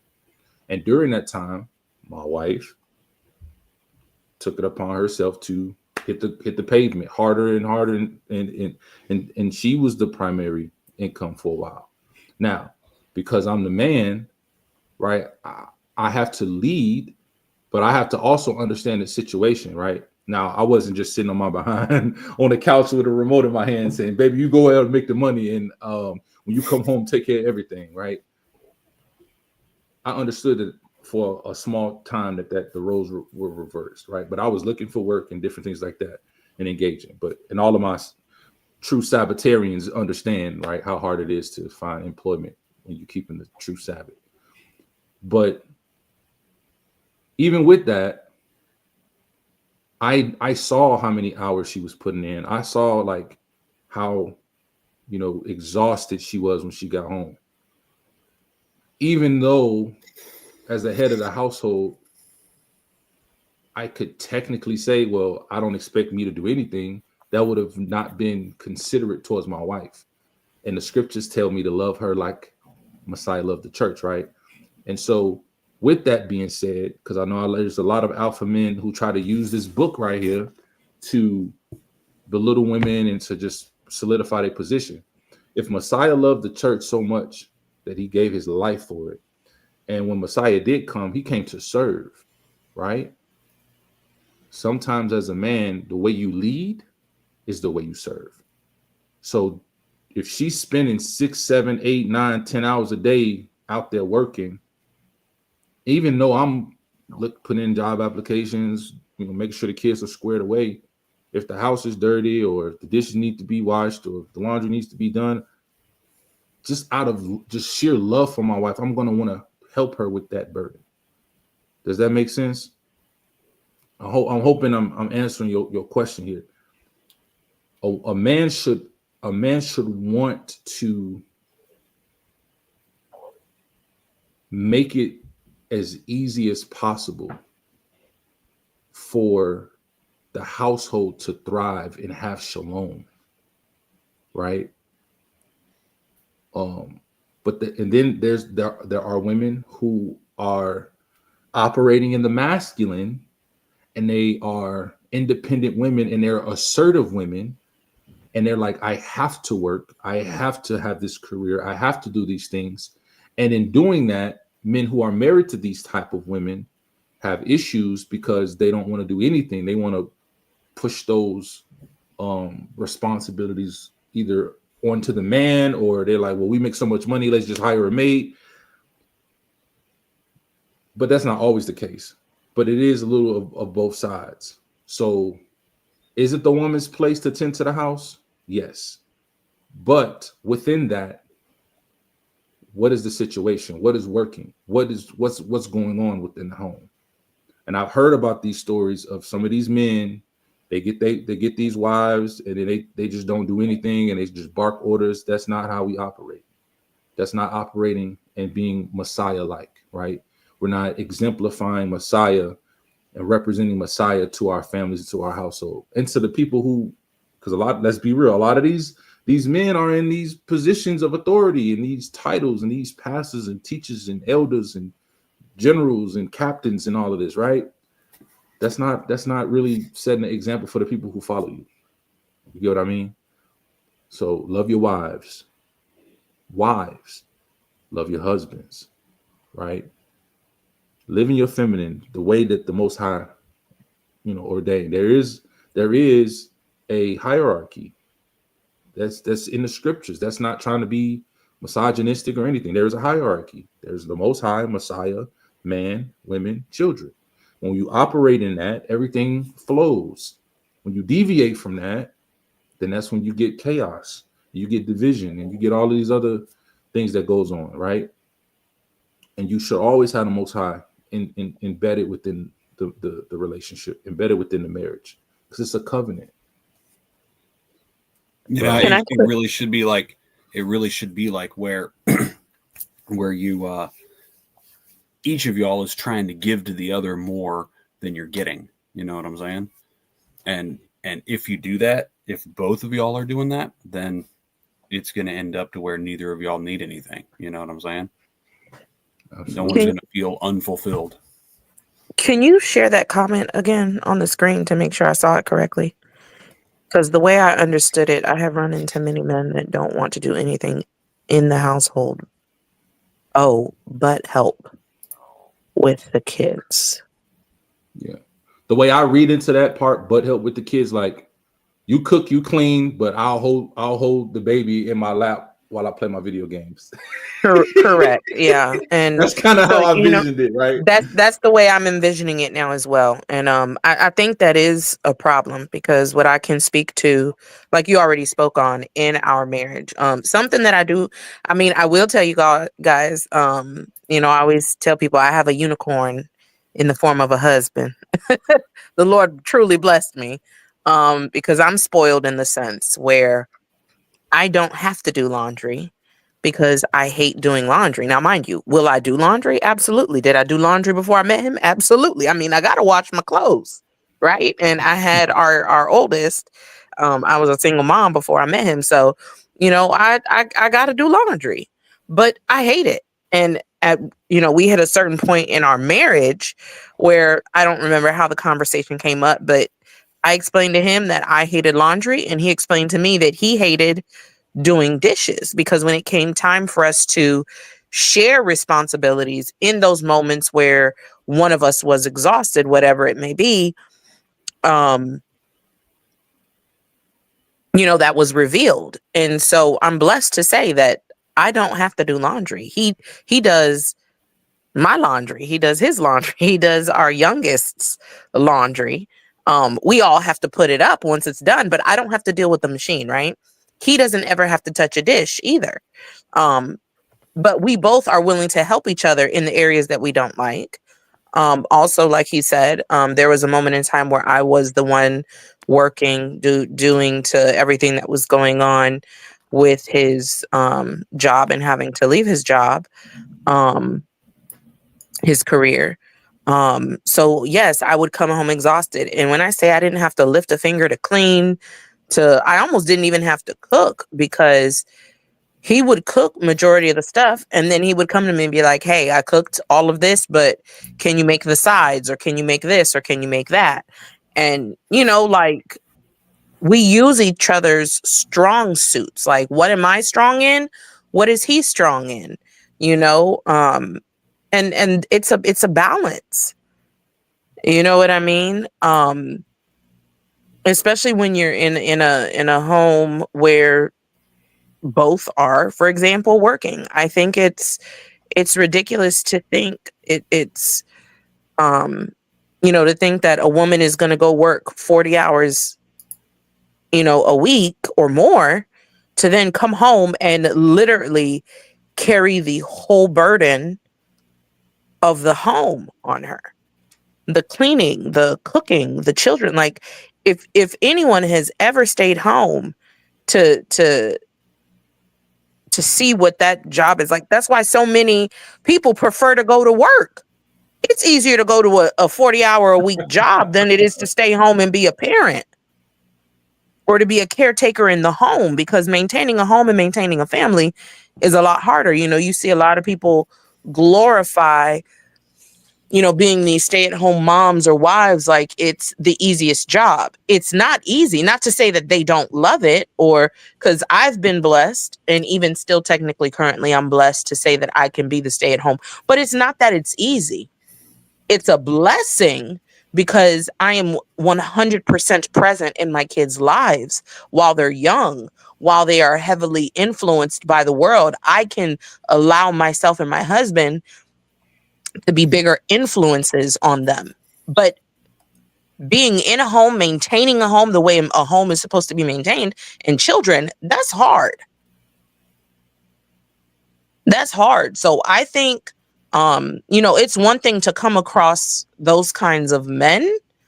And this is something I have always said. We have to align ourselves with those that align with us, right? I think the worst thing in the world is to say, I'm going to go ahead and settle and get married because you so badly, desperately want to be married, or, in a committed relationship, whatever you want to call it, because he's a great provider and there's stability, but you guys don't align in that sense. If his ideology is that you need to work, but also still come home and take care of everything, and mind you, every single day he expects every last crumb to be off the floor, and you know what I mean? His house to be spick and span clean after you've worked a 40-hour week or 8-hour day on a daily basis, and you got to come home and slave till the kids go to, that's nuts. And that ideology might work for another woman. But if it doesn't work for you, then you need to accept that, be okay with that, move on and say, you aren't for me. And Lord, I know you have someone for me. And move on from that individual. So.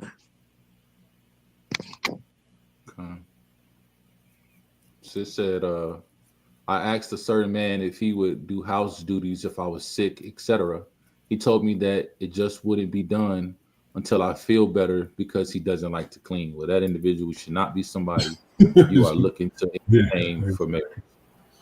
Sis, that's what I would say about that. That's a weak man. Yeah, that's a weak man, bro. Yeah. But this next one kind of goes back to Sir Icebreaker's conversation that he had with his mom about faith. Or no, was it about faith? Or was that Sister Andy? I think it was Sister Andy. Yeah. Anyway, it was. Yeah. Both of y'all. Look, both of y'all. What's next? To know that even though I was going through the worst of times, I still recognize him as being something greater than myself, and that I'm not going to give up my faith just because it's going bad for me, because he was there when I was living good. So I just want him to know that, that I'm not no punk, I'm not soft-hearted, that when it gets bad, I'm going to be like, oh, I don't believe in God no more. I believe in God all the time, every day, all day, good and bad, rough and hard. I'm going to play that again because I know it was kind of quick, but go ahead. I wanted God to know that even though I was going through the worst of times, I still recognize him as being something greater than myself, and that I'm not going to give up my faith just because it's going bad for me, because he was there when I was living good. So I just want him to know that, that I'm not no punk, I'm not soft-hearted, that when it gets bad, I'm going to be like, oh, I don't believe in God no more. I believe in God all the time, every day, all day, good and bad, rough and hard. So I know it's a simple message, but it's powerful. He said, I ain't no punk. I'm gonna believe in the Most High, whether it's good or bad. He was there when it was good. Just because things get bad, I'm not gonna say, oh, I don't believe. I'm gonna walk away. I'm gonna falter in my faith. Right? Ain't that right, Sister Andy? That's right. Y'all heard it. Sister Andy said it, so it got to be true. I wanted to say something. It's kind of the opposite for me. It's like I believed and I knew who the Most High was, but I didn't have true faith or belief until I was taken down, until I went from making really good money and having all these things. And it's like I felt like I was humbled. Like when all these things were taken away, that's when my eyes were open. And it's like I truly realized he's been there the whole time. I just wasn't recognizing it. And to me, it was a good thing, because I'd rather have nothing and have Ava than have everything and not have him. And Exactly. our treasures are not here on earth. And exactly, Mom. that's a humble reminder to me.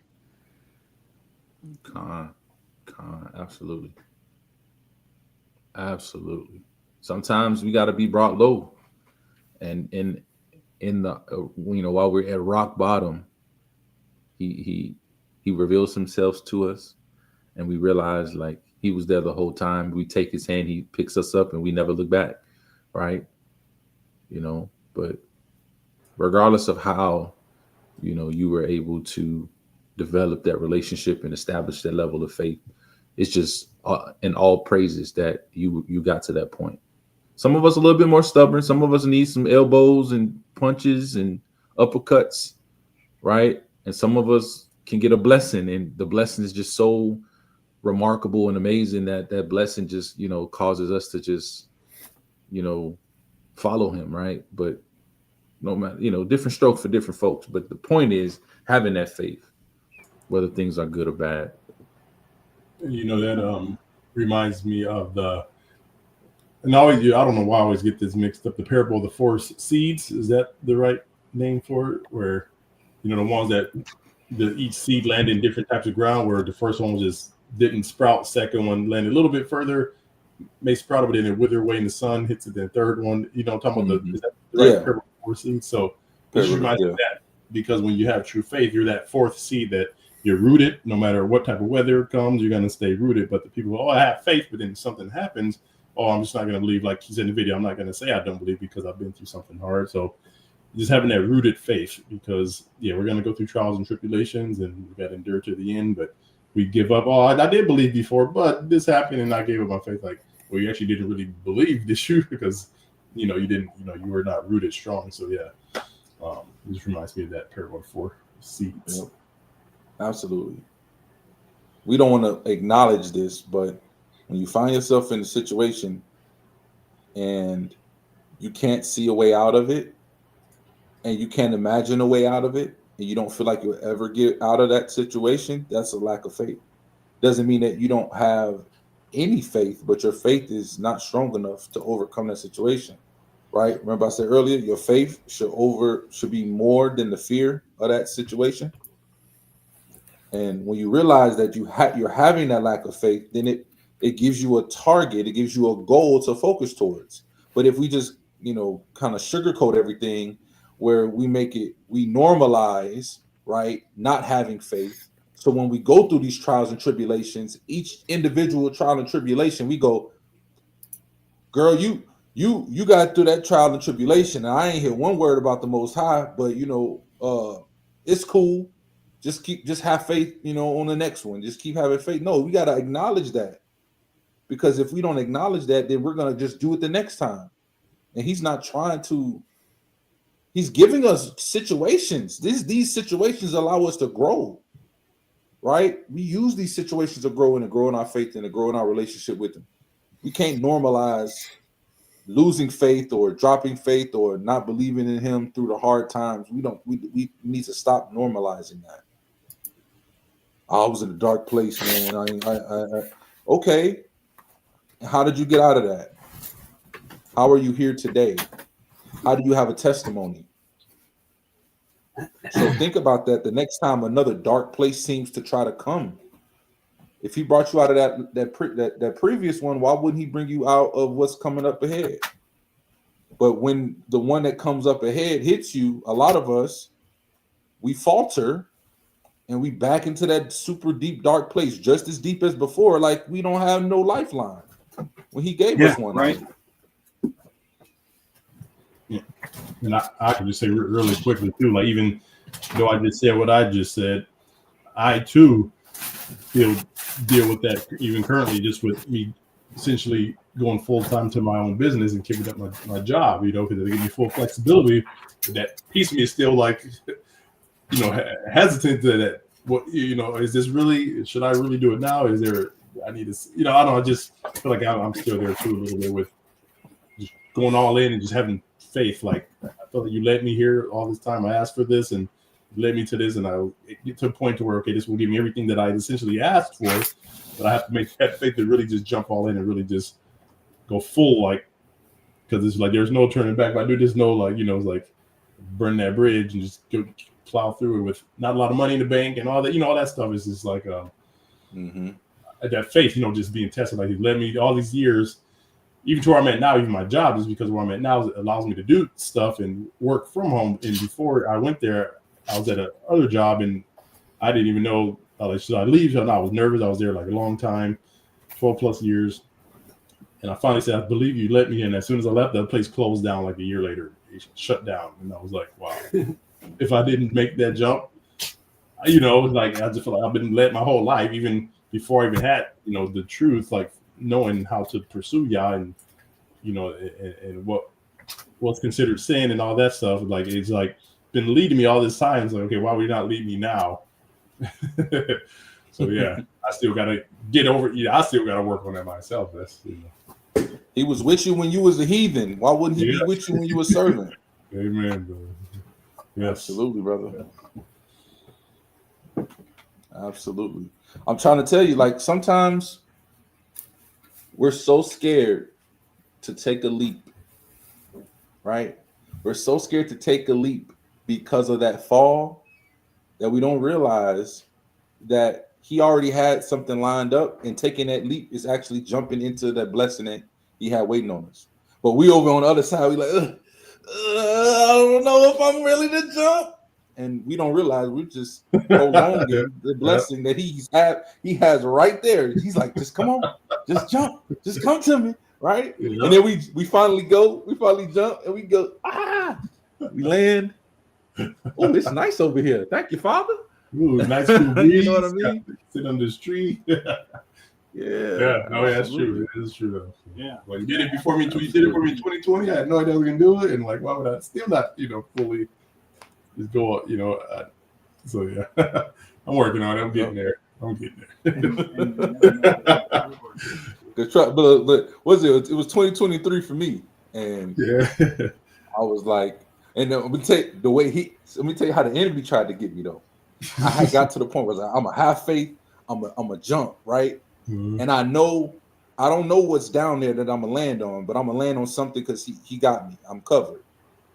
And then when I was getting ready to jump, they were like, "Oh well, you don't have to get it no more."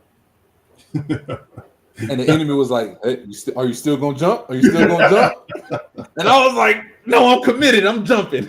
They tried to give me the turn back. They tried to give me. Okay, like, nope, I already committed. You already catch me up. You already say what you're gonna say. I'm already committed. You already. But this next one is some might find it funny, some might find it disturbing, some might find it a little bit of both. I find it a little bit of both, more on the funny side, but it kind of pisses me off at the same time too. But we're gonna play this one right here.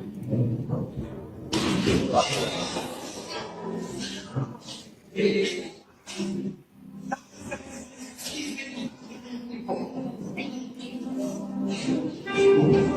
hurts.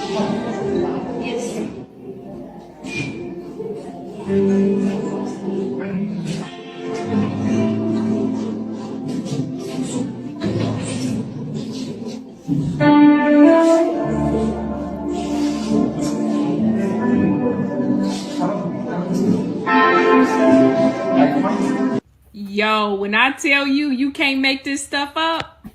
When I would have woke up from that concussion, when I tell you that pastor would have caught the holy hands, you knew it was all bad when the baby, watch it again, when the baby was like, everybody in the church was like, yeah, I don't want to be saved. Just look, watch the kid in the right. Oh, I didn't even see him the first time. Nobody noticed it the first time. You always got to go back and watch that twice. Yeah, that was intense. You threw that hard. Like they had, those like the basketball games, those t-shirt cannons. Like you had one of them. Like, what are you doing? Man, he smacked the dog mess out of her. She could have got. I mean, she was dazed. I mean, she could have got really hurt. I don't know if she had a concussion or not of her story, but wow, yeah. It hit her. Listen, it hit her so hard it took her feet up from underneath her. and she hit her head. I'm pretty sure she hit her head on the Yeah, on the that was ground, like, what is that, marble, right? like a stone marble? That Yeah, marble stone. That's overseas somewhere, but like for me, I ain't gonna be super long with this. I'm gonna be super quick with this one. For one, these antics of this churches, y'all already know, past the pork chops and all the other stuff. It's the same stuff. Why do we need this mess? This stuff is crazy. And then for the people, I'm sorry, everybody in that room should have got slapped. They should have got up and left the church. They should have made sure she was good and got up and left the church at that point. If this is the type of stuff that your leader is doing, why are you even there? Ain't nothing about Elohim with that. I can't imagine a demonstration that justifies you smacking a young lady with a blanket or a weighted blanket or whatever it was that took her feet from underneath. She older, like in her was 60s? hurt. She hurt. Yeah, she was hurt. She wasn't in the Holy Ghost. She ain't need no white cloth to get laid over top of her. She almost needed a white cloth to get laid over top of her. You get what I'm saying? Playing the 911 call. No, that's, I don't know. Whatever number is to the morgue. She almost died. You're right. I was in the middle. Like it was funny, but at the same time, like, oh wow, it was like you both sides like funny, but then it's not funny. So like, I mean, yeah, like yeah, she got hurt. Like really hurt. This one disturbed me. Yes, it just reminds me too. What is his name? Oh, I just forgot his name. Todd, that preacher dude. You know the high top fade, something Todd. You know his whole thing was he's one of those like kind of new preachers at the mega church, and you know he's trying to be dramatic. Oh, I want to draw people attention to get the young people, but you know his stuff is so like, and he literally brought a dude on stage, and he's literally spitting in his hand and putting his spit on that dude's face, and you could tell that dude was so uncomfortable. He's just like, he was standing there like, what are you doing? But I'm like, oh heck no, people should have left that church. You see him putting the spit on that dude's face. Mike Todd, that's his name. Mike Todd. Now, look, you ain't Messiah now. Look, you ain't healing the eyesight and spitting, mixing it with the mud and rubbing it on the eyes. Now, if you are doing miracles like that, then it don't matter. When you spit with your the snot, mucus, whatever, if it's going to heal, it's going to heal. But we know that this type of stuff isn't real. Yeah, that was like, you're just doing that for antics. Like that was nasty, bro. You know? But yeah, anybody else before we play the next couple videos? You do that hard. Like, what are you doing? I just wanted to say that's a very good reason why we aren't supposed to be in those buildings. Just saying. Come out of her, or he's gonna hit you with the weighted blanket. Exactly. Yeah, that was really crazy. All right, so the next three, I'm gonna play them back to back because it's our same guy.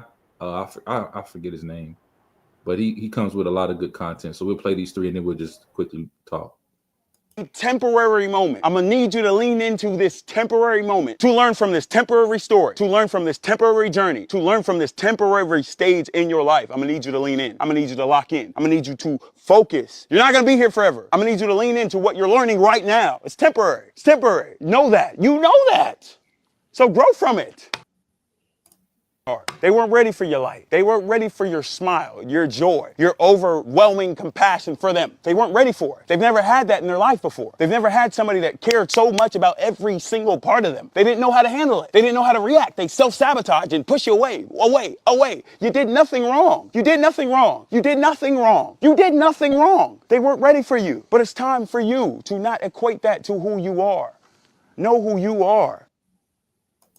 Trust issues, they done tried you and you've been lied to. You're not crazy. You're not crazy. They done tried you time after time after time after time and another time. They done tried you so many times. So your trust is broken. But the thing about your trust being broken is that your trust has to be built for you to actually get to the level of love, peace, joy, happiness, any of those in life. You actually have to trust again. You actually have to build your courage and try again. You actually have to get up and go forward again.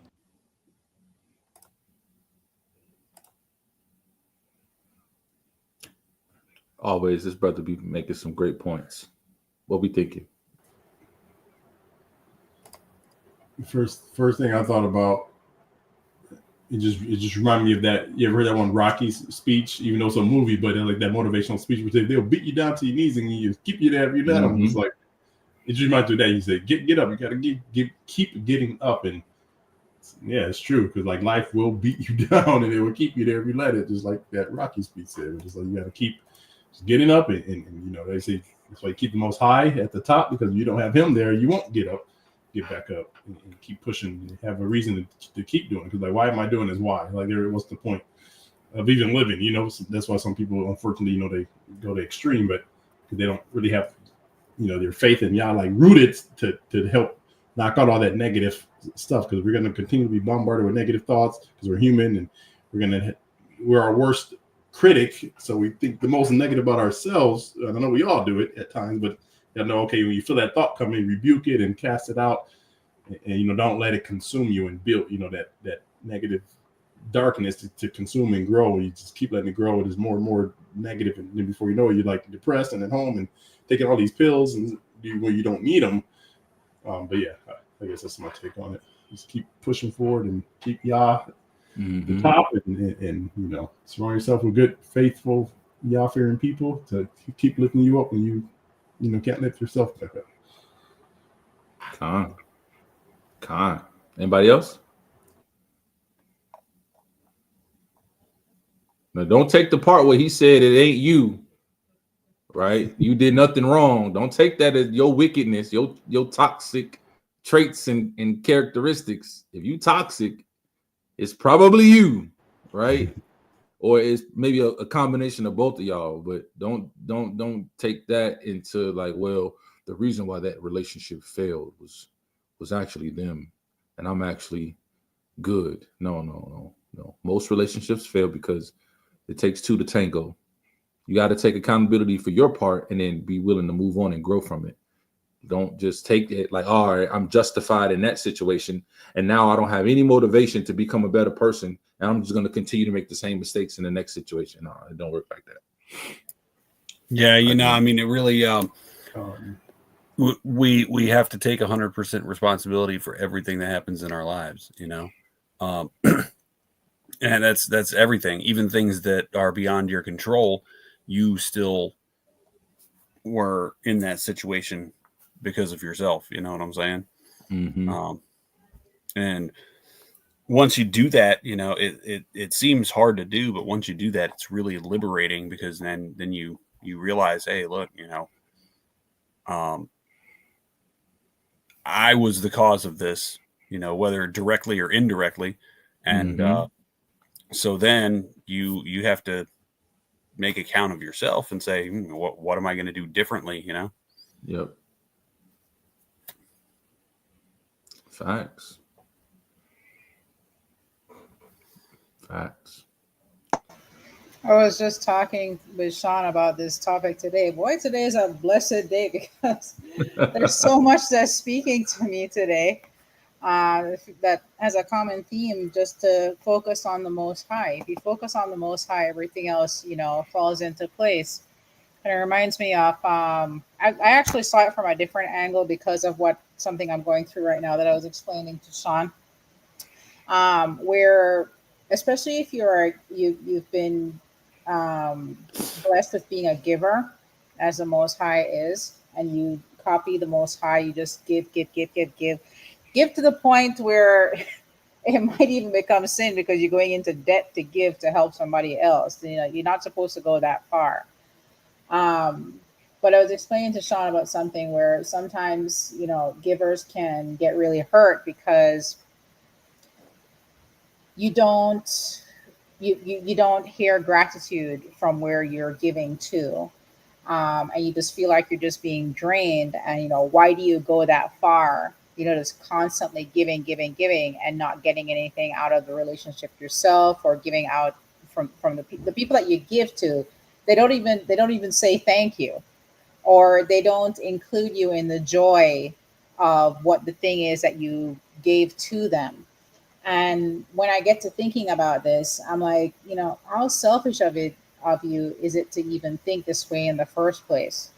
One, you have to analyze where you even asked to give that thing. If you just want to give it to them, you know, you have to think about they're maybe in shock. They're not expecting. We've been trained in society to not receive, to receive a blessing from somebody else, just something where somebody tries to give you something, you don't want to receive it, you feel like it's too much, kind of thing. I've been at fault for that myself many times, and I've had to ask forgiveness for that. And so I have to realize that, am I being selfish when I get to that thought? And then when I go down that path instead, I remember how much Yahushua gave to us. And we still, no matter how much we try, Sean had to remind me, no matter how much you try to thank Yahushua or the Most High for what they did to save you, you can never possibly thank them enough. You'll never know. You could try from now to the end of the eternity, which is not possible. You will never be able to thank them enough. You just watch something like Passion of the Christ and realize that Yahushua actually went through worse than that. And that's just a movie. That's not even real. How could you thank somebody who went through that for you to purchase you? And so it gives me a better perspective. I can come out of that sadness because we realize that we are to serve the Most High. And that no matter how much we feel that we don't get gratitude from others, Yah sees, and he is going to reward us greatly for whatever we do. And we just came across a scripture today, Galatians 1:10. That's from Paul. For do I now persuade men or the Most High, or do I seek to please men? Or for if yet I pleased men, I should not be a servant of Yahushua HaMashiach. So again, there's this common theme with with our meeting today, to focus on the Most High. If you focus on the Most High, the compassion flows. If you focus on the Most High, the selfishness disappears. I'm sorry, it's just speaking to me a lot today, and I appreciate today's meeting for this. All praises. I love it because it's just confirmation that the Holy Spirit is working. Because you never know what somebody's going through or dealing with or talking about in conversation, and then it works out the way it works out, where the videos get picked or selected, or one of you guys submit the video to me and I put it in there, and it's for someone else, and they hear it, and it's like everything to them. But you didn't even notice. You just probably thought, well, this is a cool video. Didn't even know you were being used by the Ruach to touch somebody's life. So all praises to the Most High. And y'all know I couldn't go a whole righteous reaction without providing something flat earth. You know me. You know I can't do it. You know we got to touch at least one. So here we go. This is why you have to ask questions. The Earth spins at 1,000 miles per hour at the equator and travels around the sun at 70,000 miles per hour. And the sun travels through the galaxy at 450,000 miles per hour. That's 8 trillion miles the sun has traveled since the year 0. Over a light year. And yet, for thousands of years, even before that, people were looking into the sky and seeing the same stars that we see today. And if they had the same optics that we have today, they'd be able to photograph perfect star trails, just like we can. I do not believe this is possible.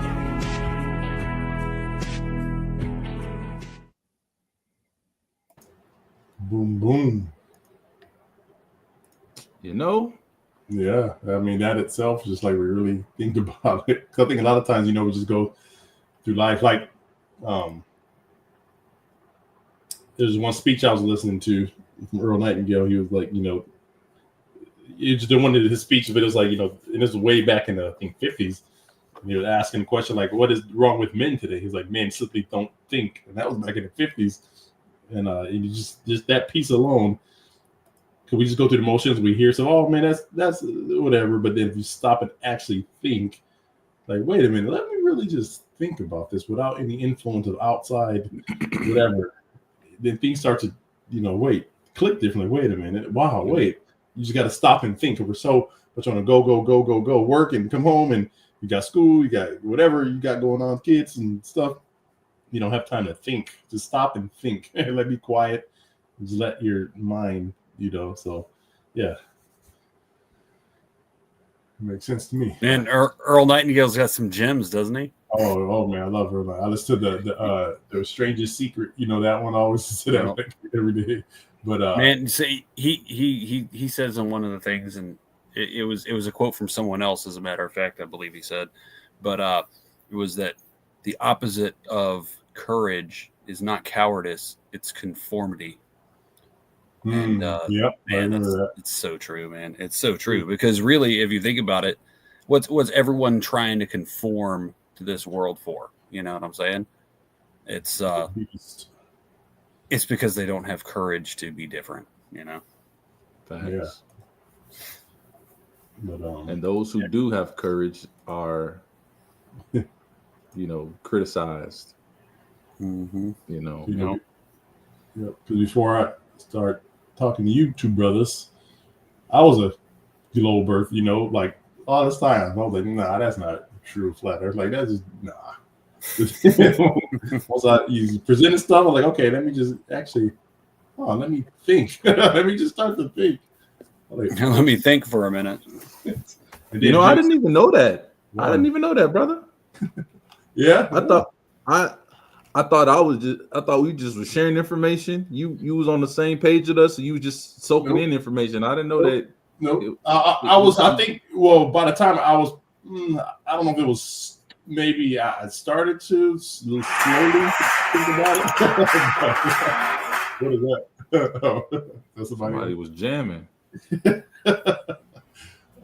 yeah. I mean, but then once I sat down, just read Genesis 1, and like that locked it in for me. And I drew it out myself. Like I literally just drew it out. I was like, okay, there's no way all these civilizations will have this exact same rendering. They were different. They were pagan and worshiping idols, but they still had that same understanding. So yeah, it just locked in, and I started looking like that, thinking about going outside. I'm like, wait a minute, this ain't. Yeah. I mean, even when people with completely different views have the same view on one thing, it's pretty obvious, you know. I was a super alien person, you know. I loved like the whole ancient aliens and all that, and what's his name? Eric Von Daniken. No, not Eric Von Daniken. Yeah, Eric Von Daniken. Yeah, the Chariot of the Gods. You know, I'll just Chariots of the Gods. But it's just clicked once I sat down and just really read the Bible and looked outside myself. Like, yeah. Absolutely. Well, all praises, regardless, that you came to the knowledge of the truth of the Most High's creation in the context it should be understood in, right? Biblical cosmology. But for the video, it's simple, man. Like, we're supposed to be spinning, we're supposed to be rotating, revolving, moving, while all of this is rotating and revolving and moving super fast. Like, how is everything else is North too? Star? How is the North Star always right there? And like it showed in the video, when you do a time lapse, you see the star trails, and they just create a perfect symmetrical circle. And you see their orbits, their various orbit, because it doesn't change at all. The celestials are moving, not us. Because if you think about it, like here's to break that down. You know, I always like to break the stuff down on a simple level. To break it down, to make it make sense, go into a room and take a sticker and just put it on your wall. It could be of whatever color. Just put it on your wall, and then take your phone and then hit the video and record outwards, and it starts spinning around, and then flipping the phone like this and moving it, and tell me if you still see that same sticker on the wall, or do you see ceilings and floors and flipping around? Like, that's what they're telling you. We're doing all of this movement like a gyroscope, but yet the stars never move. And they try to explain that away, but the stars are always in alignment like that. That makes no sense. Yeah. They try to explain it away by saying, "Oh, motion parallax," and everything, but it still doesn't make any sense, because if we're facing a completely different direction, it doesn't matter what motion parallax. I mean, and besides, all these things are supposedly moving in all these different directions too. It's just But how though, when they saying that the stars that we're seeing in the sky are stars that are billions of light years away? So something a billion, that's a billion or 2 billion or however long far away, right? that's also moving at the exact same rotation and stuff as we are here in our solar system? Come on now, bro. Come on now, bro. Oh well, it takes so long for the light to reach us that it's already in a different position by the time we see it. And there's another. You guys remember the last solar eclipse? What was that? That was like the new moon of that last year. I think in April. It was like right. I think a month after the New Year or before. But talk about the one that was surrounded by all of the doomsday prophecies. Yeah. Because I was just looking at it. It was curious to me because as soon as they were saying that's when the Satanists, they said they have the most power during the full the full eclipse and all that stuff. But the thing that got me is that this NASA. So as soon as the eclipse happened, they were going to shoot a rocket into the eclipse to see what happens. Like I feel like they were trying to break the firmament, but it's like, okay, if this supposedly is like 250 some thousand miles away, and this is 93 million miles away, the sun, how would the rocket make it there when it's going to last a few minutes? But they shot it like at the time of the because they shot a rocket into the eclipse. What was that going to do? Like, if they're not trying to break the firmament and go through it, and think now our power is strongest, we can break through this thing or something. That's my take on it. But like, if it's that far away, how would they shoot at like it's that close that they could shoot at the same time? They would somehow pierce something. But if it's thousands and millions of miles away, they would have to do it like 3 days before, at least just to hit the moon. And then but it's like that didn't make sense. You got to be careful using your common sense like that, brother. They might take you out. Yeah, man. What? Why would you be thinking? Just let the TV do that for you. Yeah, exactly. and Sister Ava, challenge accepted. Challenge accepted. Let me know how that goes. Matter of fact, have Sean record you doing that, and then I get to see. Oh yeah, we got to see that.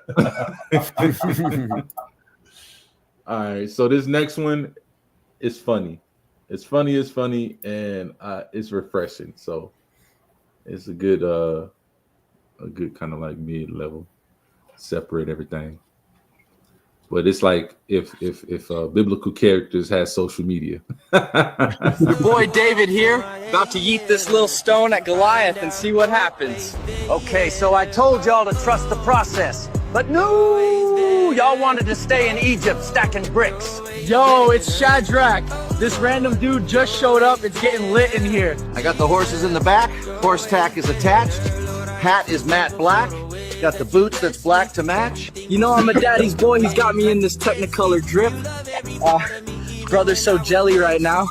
They're looking a little sus. I would like to formally apologize to God, the sailors, and this whale. Sorry, dude.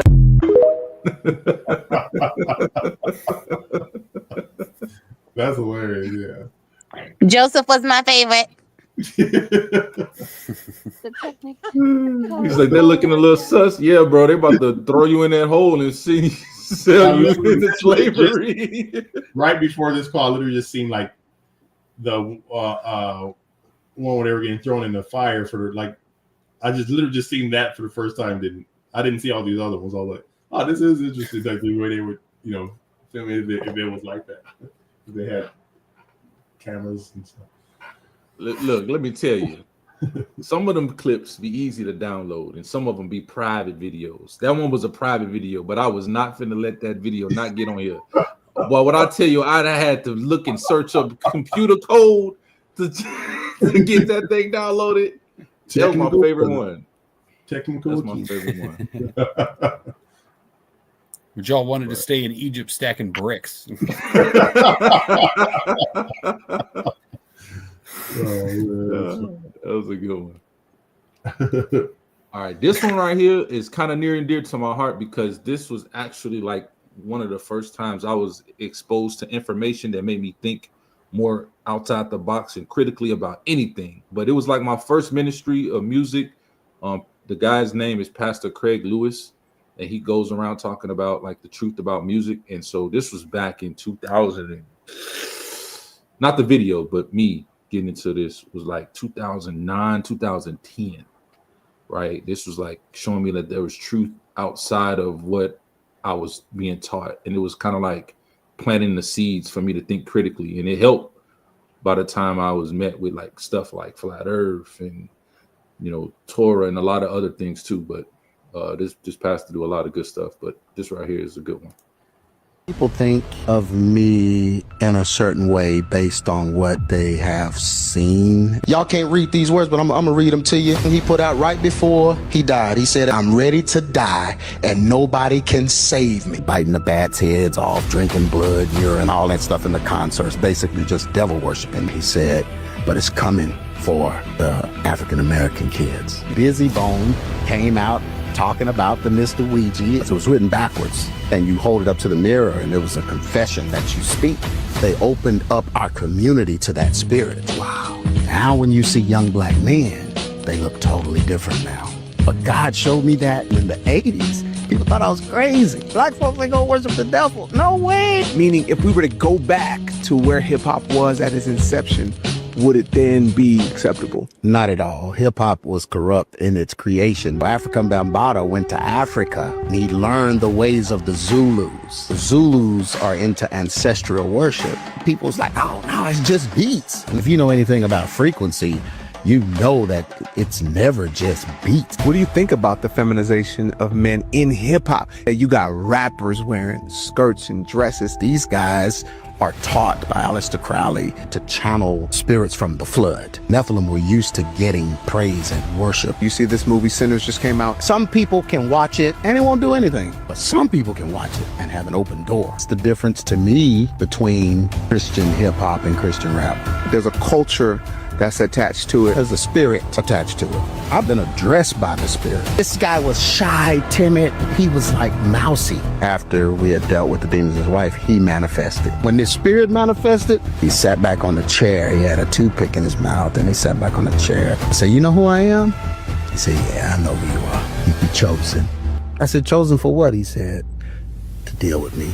I said, "Well, what's your name?" He said, "Hip hop." If you take his riches, you owe him something. There has to be a rite of passage. Oh my gosh. I tried to warn the church. You sell your soul to the devil, you owe the devil your soul. Even if Jesus never bowed his head, if he accepted the perks that the enemy offered, it's as good as worship. Beyonce had to go to her to get her womb unlocked. The 3 women that were over BLM, they're lesbian witches. And they were doing Yoruba ceremonies in the streets. God wants you to know that he is far from done with you. He's commissioned, licensed you, not just for then, but for now. He chose you. I'm gonna be honest. They told me that this might not even happen. I was like, okay, good. I know God spoke to you. It just gets tough. That guy was 30. This guy's 55. It's totally different. I'm on every believer's side.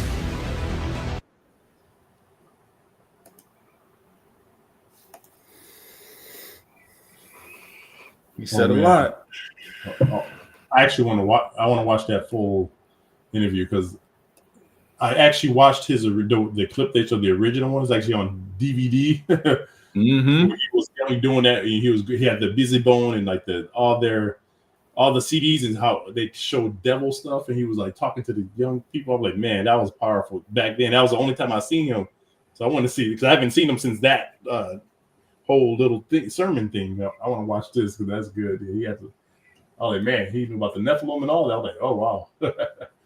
He said that guy was 30. This guy 55. He said, I'm old. Y'all trying to bring me out of retirement. Y'all trying to get me back out here in these streets. No. You know what's sad and crazy? Yeah, go ahead. Is the amount of people that have already watched it, are going to watch it, and still won't take it seriously. That's true. People think it's a joke. People think that when they go before the Most High on Judgment Day, that there's going to be one last chance to redeem themselves. And they don't understand that once you're in front of him, there are no more chances. That's it. That's it. But yeah, if y'all haven't seen anything from Pastor Craig Lewis, you can YouTube him and Google it. I know they censored some of his stuff, but you can still find some strays out there on YouTube. Check it out. He does a lot of good work when it comes to exposing the music industry And y'all thought, well, not y'all, but some people watching this or who will watch the replay might say like, oh, Brother King, Brother Joel, Solemn Prophet, and Professor S, they be into that new age stuff, talking about frequencies and vibrations and stuff. You heard him. He said there's power in frequency. That's why music is, bro. When I tell you, I watched this man say, and y'all heard me say this too, but I watched this man say literally, if Satan or Lucifer was the angel of music, and he was casted out of heaven, but you never see anything in any type of scriptural reference saying that his job was taken away. Why would you think that music? Because music has the power to change us. Music can change your emotions. Music can change. Music can be the difference between you feeling good or sad. Music can be the difference between you feeling fulfilled or you feeling a sense of lack, right? Like they say, you listen to Drake long enough, you're gonna be calling your exes. There's a reason behind all of that. Yeah. And if you just sit here thinking, oh, frequency is this new age stuff, it's satanic and it's witchcraft, then you're just ignorant. And you're still falling under satanic witchcraft because people are using frequencies against you every day and you're not even knowing it. It's better to be aware of it and understand that there's good frequency that's beneficial. There's bad frequency that's to your detriment. But if you just ignore everything, you throw it all in a box and ignore it and reject it, that's like people saying, all right, the people over in that land is going to come over here and going to kill everybody unless you learn how to fight. And you're like, oh, I ain't worried about them. And then they come over here and they kill the people, and then you one of the people they kill because you never learn how to fight. But you telling the person that told you that it's satanic and witchcraft, you learning how to fight. We shouldn't be learning how to fight. The Most High gonna fight our battles. That's how it sounds. But go ahead, Professor X.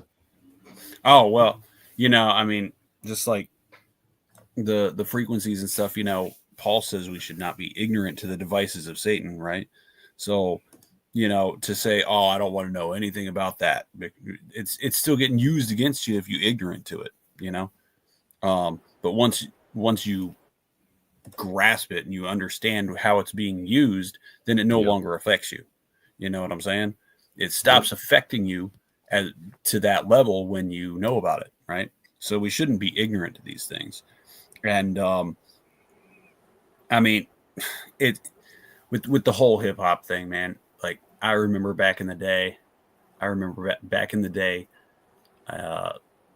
when right around the time Pimp C died, I watched a documentary about the Satanism in hip hop, and I was floored. And that was before they were wearing dresses. You know what I'm saying? That was before they on their gay stuff. You know what I'm saying? Mm-hmm. It's just it's no joke. It really is like, it's no joke. Professor S point, the one scripture, also what you're saying, the one that says be wise as a serpent but gentle as a dove, is like being wise as a serpent. Because if you don't know, I've seen a lot of people who kind of just keep a blind eye. Those are the people who get deceived with stuff. Oh, it's not like that. I could go to Beyonce concerts and do stuff. You're just exaggerate. You're a little too extreme. But it's like they don't see the darkness at work and how that's they're not wise like a serpent to be able to understand that stuff. You ain't got to go do it and participate in it, but like you said, understanding it gives you wisdom to know how to counteract it and fight it versus being ignorant to it. And you can get deceived by a lot of that. So like for a quick example, this was like a year ago. I was fellowship with some other believers, and really good people. And then we were at the kitchen table when the son came over, like a older couple and their kids, with like older kids, adult kids. And one of the sons brought the liquid death drink. I don't know if you guys know that liquid. It's like water or something. But it's called liquid death.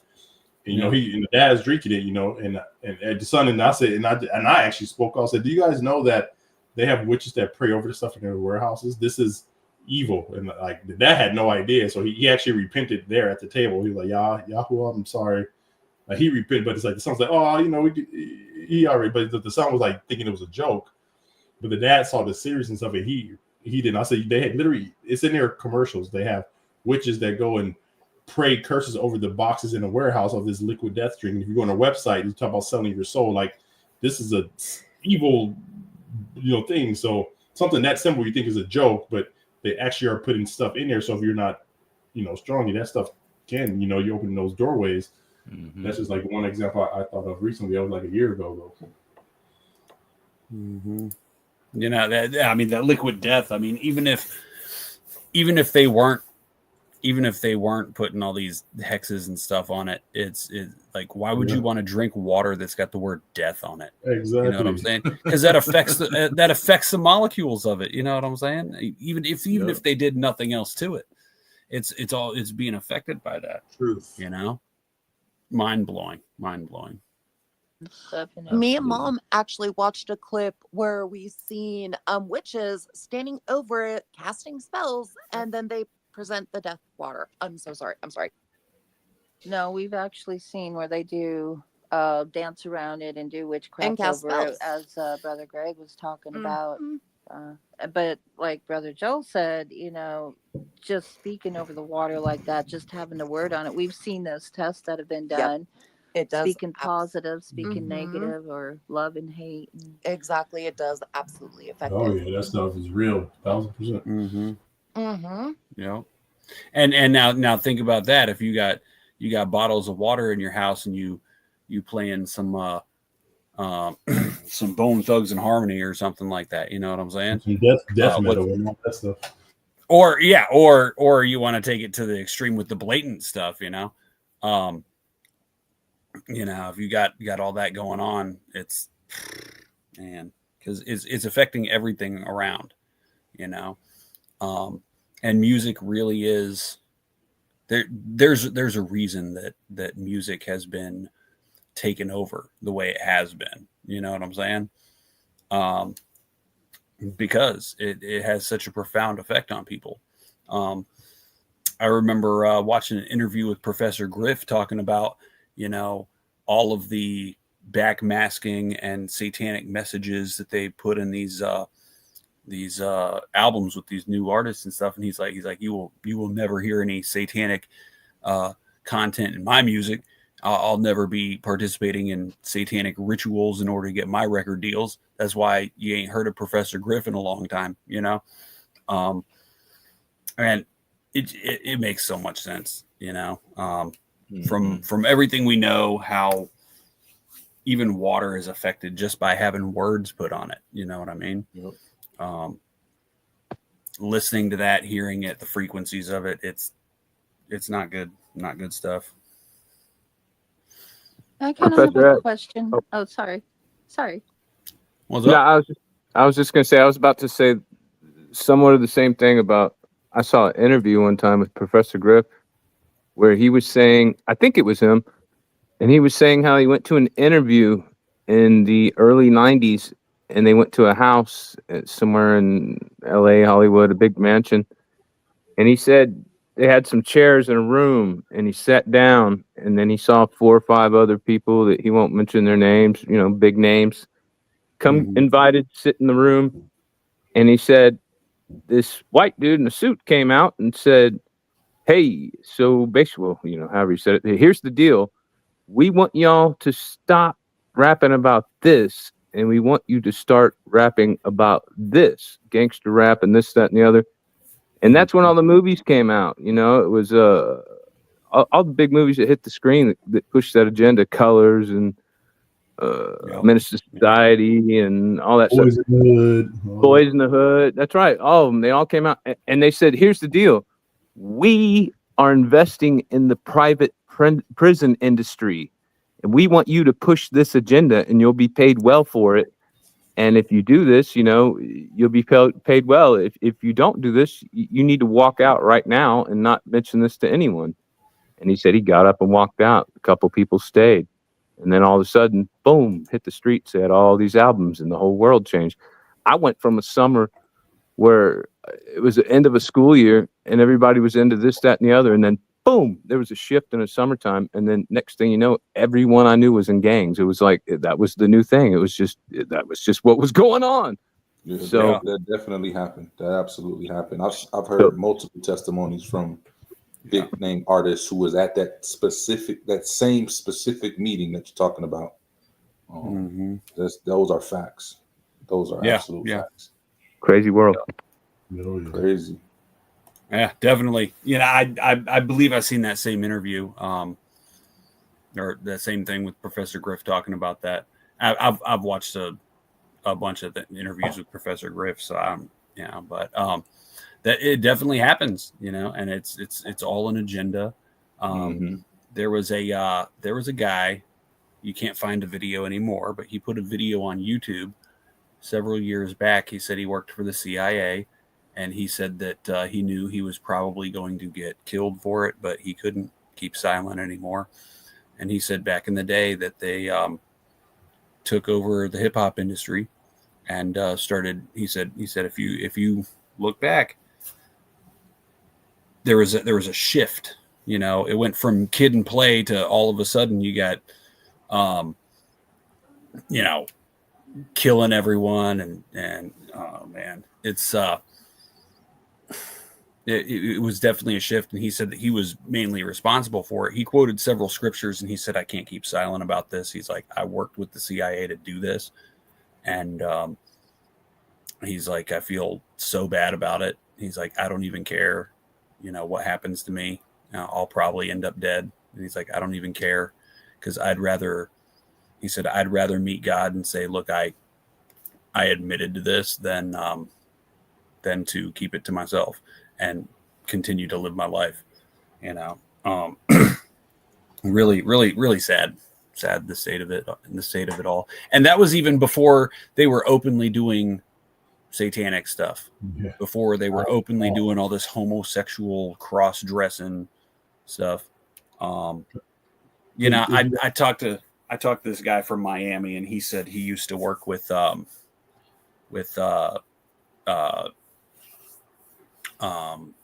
gang members and stuff, and he said that, you know, back in the 80s and 90s, he said that you know, even the hardest gang member, that murdering gang members, still believed in God, right? He's like, they still believed in God, and they had a certain morality, not necessarily the right one, but they had a certain morality about what they did. He said, now, he said, working with these new punks, he says, none of them believe in God. Half of them are queers, and he says they're openly doing satanic stuff. He's like, it's crazy, man. Oh, it's because I'm from Milwaukee originally, and my family still lives there. And the stories I hear now, like, even when I lived there, it was bad. You know, I grew up in the hood, you know, with all that stuff. But even when I grew up, it was, compared to now, it was like the suburb. Like, just from the stuff I hear, seriously, because the kids today, the young people, they literally have no soul. There's a big demonic force in that city in Milwaukee. I mean, I know it's all over, but just from my personal experience, like where I grew up, like the stuff I hear, they have no morals. They don't care if they kill people, run people over cars. The Kia boys, that's where it started. If y'all heard them before, they started in Milwaukee. They were stealing Kia cars and literally killing people, like running them over, not having zero moral. Well, they shouldn't have been in the street. I don't care. Like, they have that no respect for elderly people. Old people are beating up old people, robbing them. Is that type of, like, no soul. Like, they literally have no soul. It's crazy. And really quick, going back to the Hollywood thing, if you guys know, because I even noticed this even before I came to this type of truth.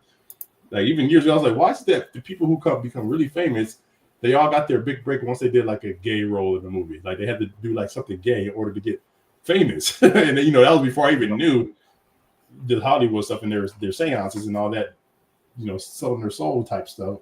But I just like, why is that everybody who does a gay role, they get really famous, and they play in every movie you see, like like The Rock or Will Smith, they in every movie. How do they get time to film all these movies? Like, this come out, this one is there, this was in a theater, and there's a preview for the next one. He's in this one, he's in this one.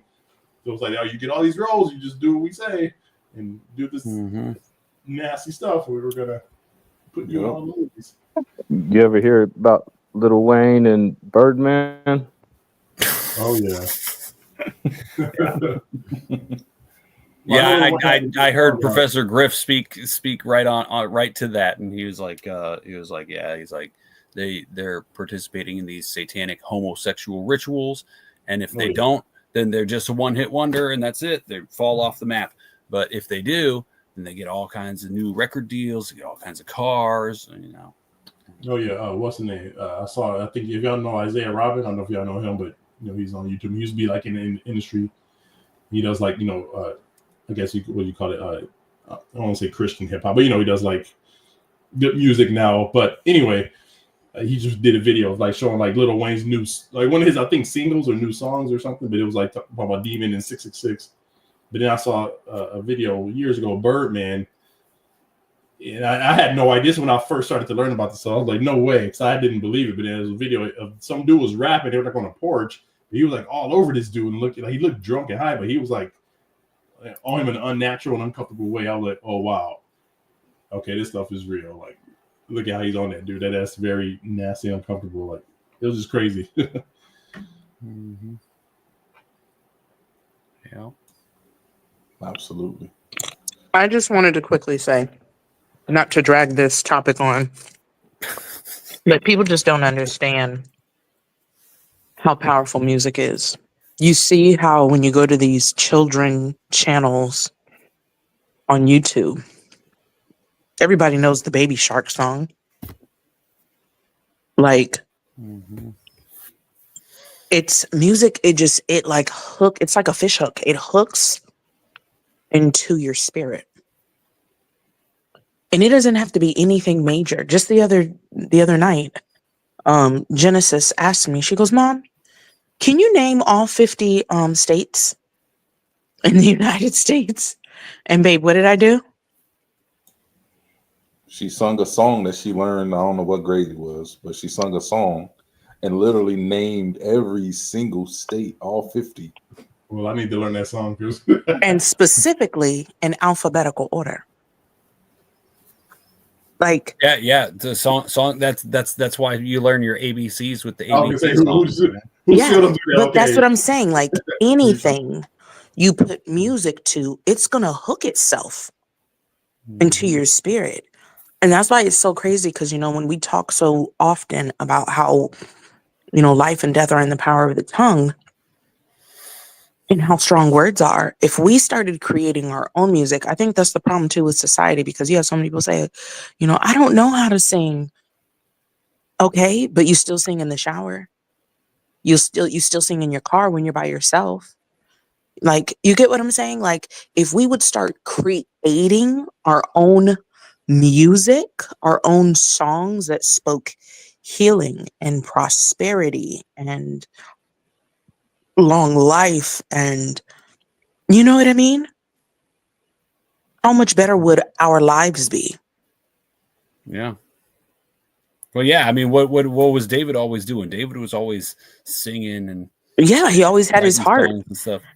And the thing is I've even gotten to the point, because I had to tell my kids, I said, we have to be careful, because some of the songs that me and my husband listen to, because he has a truth music playlist. We both do now at this point, but and I have a gospel, and I think he even has a gospel playlist. But it was crazy, because I was listening to a song on my gospel playlist the other day, and it's a great song, love the chorus. But I think one of the first verses, it starts out saying something about I'm going through tough times and something about being broke. But if you listen to that song on repeat and you're singing that over and over again, what's it programming into your mind? Yeah. Forget what it's programming into your mind. That's what you're putting out into the atmosphere. Yeah. And then you turn around and you're praying for prosperity, but you wonder why. So on one end, you're singing the song over and over that keeps saying you're broke. And I get that it's a gospel song, but that's why, like, I've gotten to the point, like, I'll listen to certain songs, but I won't sing the words. I'll sing the choruses or the parts that I know are powerful and uplifting. But it's gotten to the point where you almost don't even want to listen to those songs, because why? Yeah. Yeah. It's one thing. Don't get me wrong. It's beautiful to hear someone's testimony in the form of a song. But if they're always talking about just how rough their life was in their music, when do we start pouring into the good stuff? And that's even with our gospel or godly music. There's nothing wrong with, but we can't There's nothing wrong with listening to it, but we shouldn't be necessarily repeating it. So.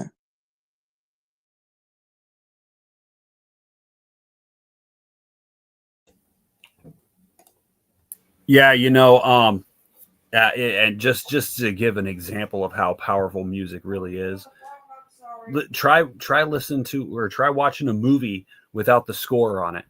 You know what I'm saying? You don't get the mood, you don't get the tone for each scene. You don't, none of it. Finish your call, Joel.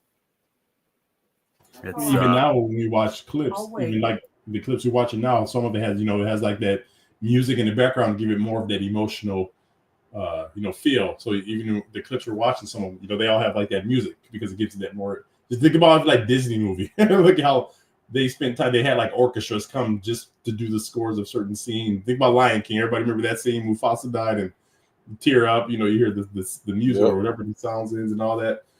So yeah. I wanted to ask a question. Like, I heard we're not supposed to go or listen to things above 432 megahertz. Is that correct, or does anyone know about that? I'm just curious because I'm not sure. I've heard There's of that. Different frequencies. Different frequencies do different things. Some frequencies help generate thought.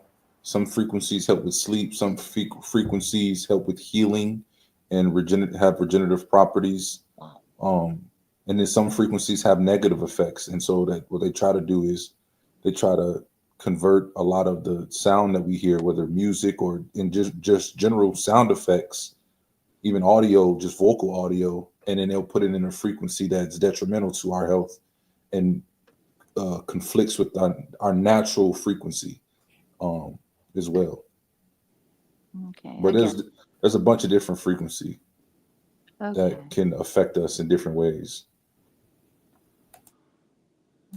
Thank you. But no problem. Now, there's a night list that we listen to, and we have several different songs from different people. I mean, one of yours is the one with you and your kids, and that's beautiful. But there's another one that we listen to, and just the past few times I've heard it going to sleep, it sounds beautiful. I don't know, like violin and guitar and all this, but something doesn't set right with me, and when I listen to it, I have a hard time sleeping. And it's like, I don't know, if it feels wrong, I'm just going to stay away from it. And I'm no matter starting what the to- words are coming out of their mouth. I mean, it sounds positive, like they'll sing things like the devil has to flee in the name of, they'll say Yeshua, and that gets stuck in my mind. And I don't, that's not how I say his name, but just it has a weird vibe to me, so I'm just gonna stay away.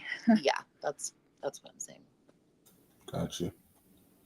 All right, to move on along to the next video, because we got a couple more to get through. This one right here was powerful. Very, very practical, but so powerful. And a lot of us need to hear this. That I have to struggle to keep is not of God. That's a counterfeit blessing. Anytime you get something and you have to struggle every month, car payment, house payment, God didn't send that. That was something you asked for. And that used to be me. So I'm not telling you something that I don't know. So, God told me to do such and such. And I would struggle through it so much. And it wasn't because God told me to do it. It was because it was what I wanted to do. And I figured if I threw God's name on it, it would make it go better. But what I realized over these years is that when God has something for you to do, he will bring everything around you to make it happen. You don't have to have the most degrees. You don't have to have all the money in the bank. You don't even have to know the right people, because what he will do is he will bring the people. He will bring the resources. In fact, it's like this: vision, decision, provision. When God is in it, it's vision, decision, and provision. You make the decision, you have the vision, and he will bring the provision. When God is in it, he will make the way straight. He will bring the people. He will bring the resources. He will have you at tables where you're scratching your head and you don't even know how you got there.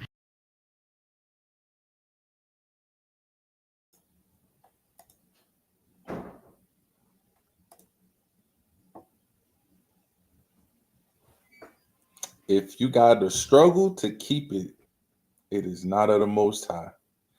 And she said something really interesting, and I say this all the time to my wife. I've said it to some of you guys, and even in personal conversation with you guys on the phone, maybe over the years I've said it. A lot of times people will put the Most High's name on something, and for whatever reasons, maybe sometimes they delusion enough to just really truly believe what they're saying. They're just that delusional. But a lot of times is they know what they're saying and they throw his name on there anyway. The Most High told me this. The Most High said to me this.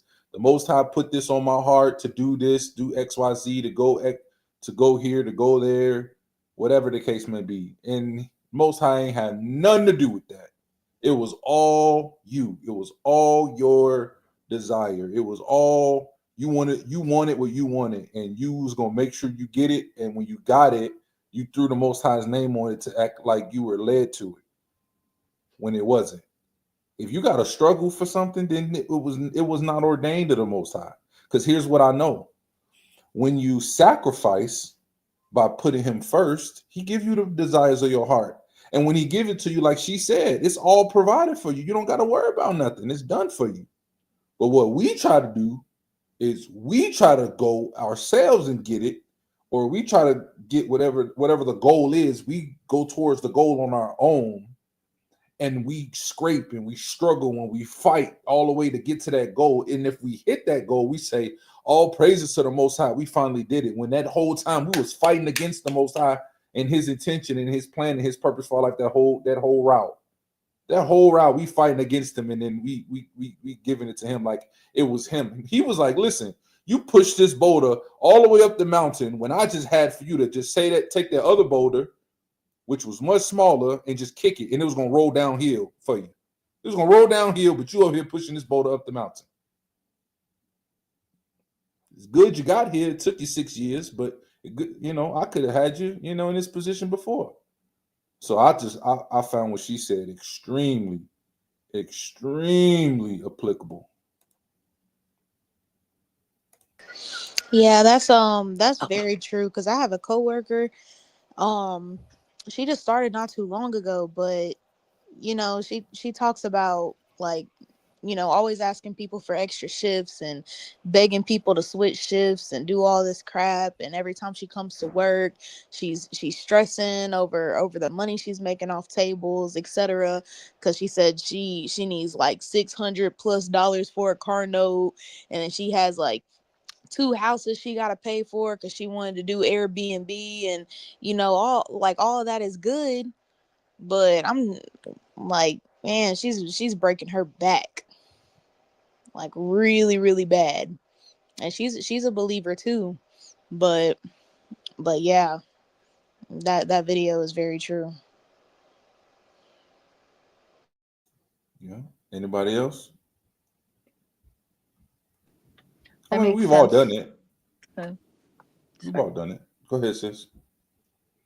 I was gonna say that makes sense to me. Like your example of the boulder, going up the mountain, taking 6 years. That's usually the route I take to get there, and it made me stop and think. So I really like that a lot.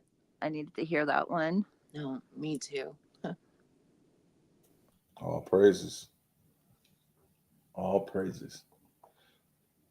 All right. This next one gonna hit a couple people. Pay close attention to what she say. And then obviously, chew the meat, spit out the bones in regards to the Trinity. Story. The other day I was having a conversation with Jesus and he checked me about trying to do his job. You don't want to miss this because this changed my life like he usually does. The other night he started quoting his own word to me. He was like, Victoria, I came that you might have life and have it more abundantly. I was like, okay, Jesus, I know. He was like, I came so that you can have a life that reaches far beyond your own ability. I was like, okay, Jesus, all right. He was like, but yet you insist on living within your own capacity. Why? And I was like, I don't know, Jesus. I feel like it just makes me feel safer when I feel like I'm in control. It makes me feel safer when I feel like I'm handling whatever situation comes my way because I don't feel like I can trust a lot of people. Just casually talking to Jesus. Love my life.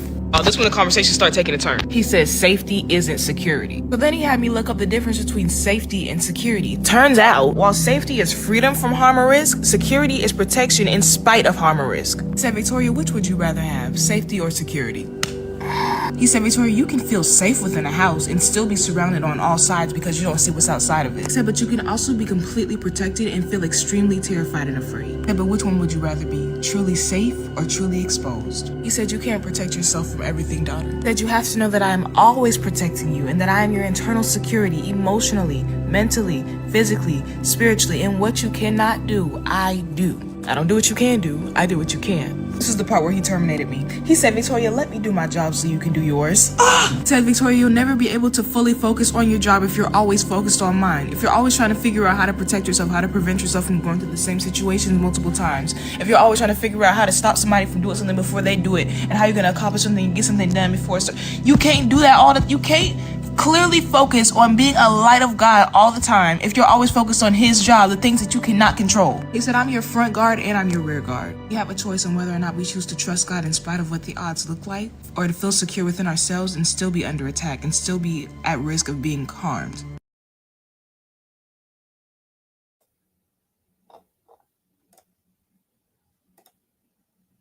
I need you to send that to me ASAP. Because Yeah, I got that somebody was a that good one. I got somebody that needs to go to ASAP. Will do. Will do. I know some people can relate to that one. That's why I put it for a little bit later in righteous reactions, because hey, you know. But what we thinking? Come on, family, hit me. All I can think is, Cindy, I'm just realizing that I'm trying so hard to figure things out for my son because I miss him. I need to sit down, shut up, stop trying to learn, and just trust in him. Let the Most High do his job. Exactly.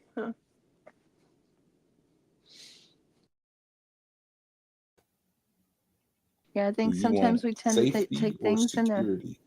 Sorry.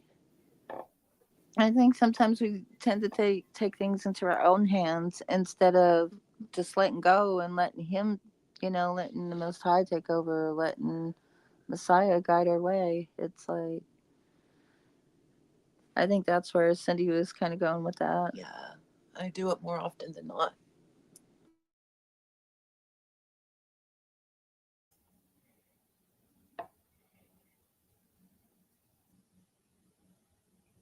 Anybody? Nobody else?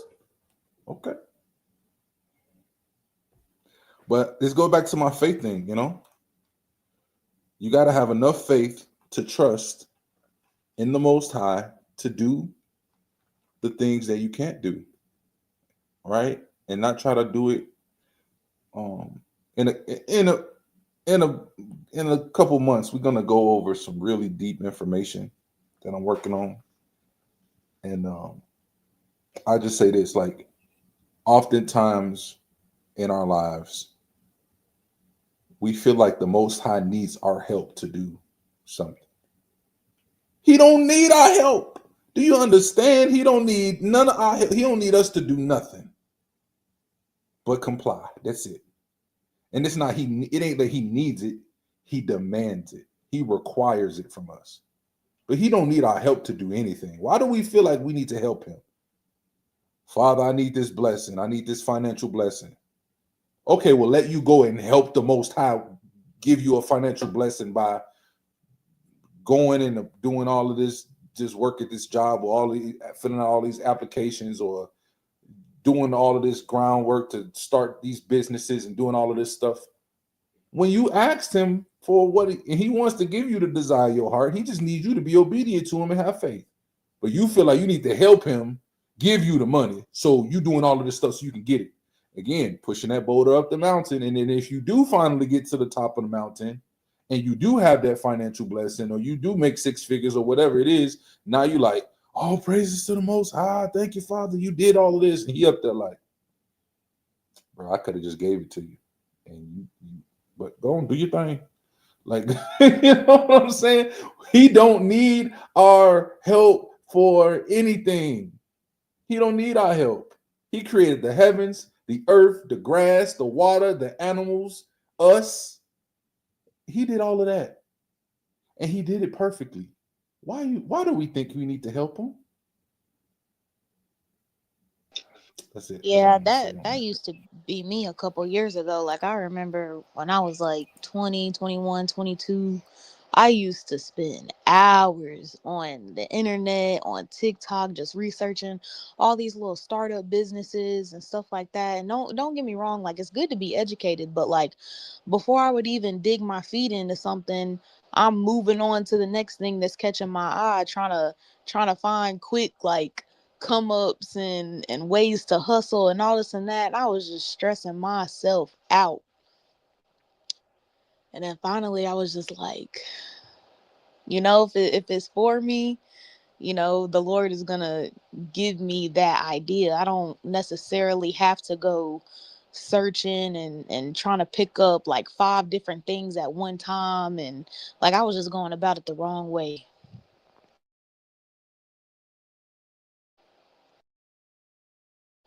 Oh wait, I can't hear you.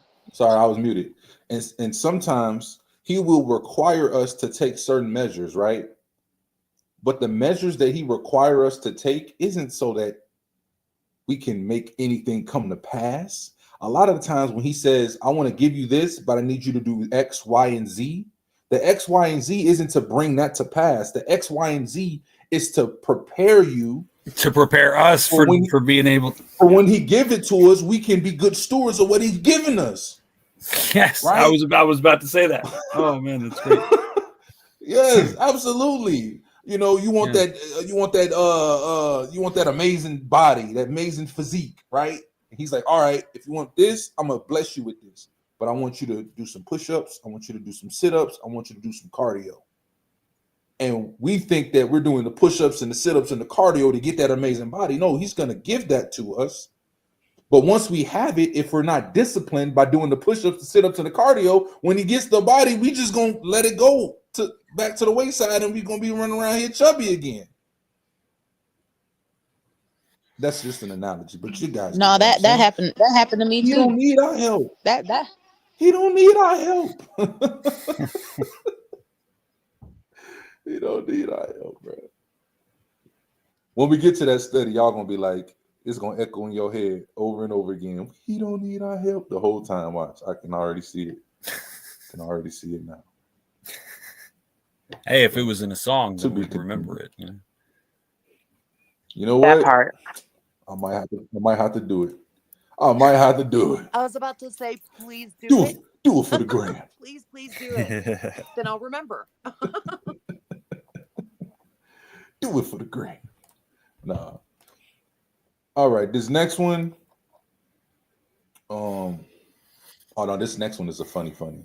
Ebony gave me this one, y'all. Y'all about to crack up. Where you can get Matthew and Luke on the line at the same time. Yeah, I hold.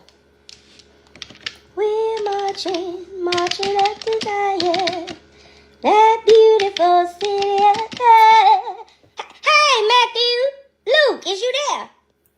Listen, I was doing a little research because it's a lady in my church. I don't really care for her, and she keep bothering me, and I want to be in alignment with what the words say. Now, over in Matthew, and I do have my calculator here because I want to make sure I'm getting this right. Now, Matthew, you said we supposed to forgive people. Let me get my calculator here. You said 70 times 70. Okay, that's 490 times. Now, let me ask you this. Is that per year or per person? It roll over every year just like you roll over minutes on your phone. Okay, now Luke, is you there? Okay, now Luke, you said in yours we supposed to forgive 7 times each person, 7 times a day. And let me see, 7 and then 365 days. That's 2,555 times. Is that correct? I'll tell you what I'm going to do. Since Matthew come first in the New Testament, I'm going to go with Matthew. Because I can deal with 490 times. But 2,555 times a year? Well, I'm going to go with Matthew. It was the first one I read, so that's what I'm going to go with. Thank you, Matt. You always come through for me. All right. No, no, no, no.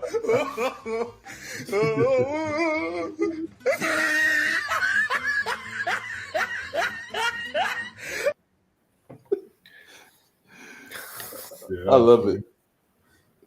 So I'm gonna go with it first because it came up first. You came first. 2,000? She supposed to give people 2,000 times. Like, yeah. Not to make the breakdown long, because you can do some research into that, into the calculation of that. But basically, it breaks down this Hebrew idiom. It breaks down to just saying your forgiveness is supposed to be eternal, everlasting, not a specific number. You're supposed to continuously forgive, to make a long story short. But if you want like a more deep breakdown, definitely look into that. But I found this video hilarious. She's like, I want to be in alignment with the word.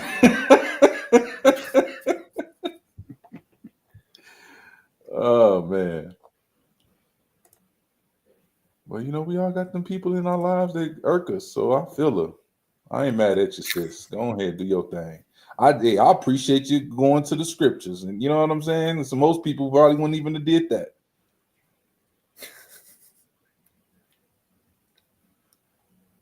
All right. This one right here is gonna definitely touch the parents on here, and those who are thinking about being parents, as well as if you're not a parent or ain't even got no kids, you're probably thinking about your own parents from this.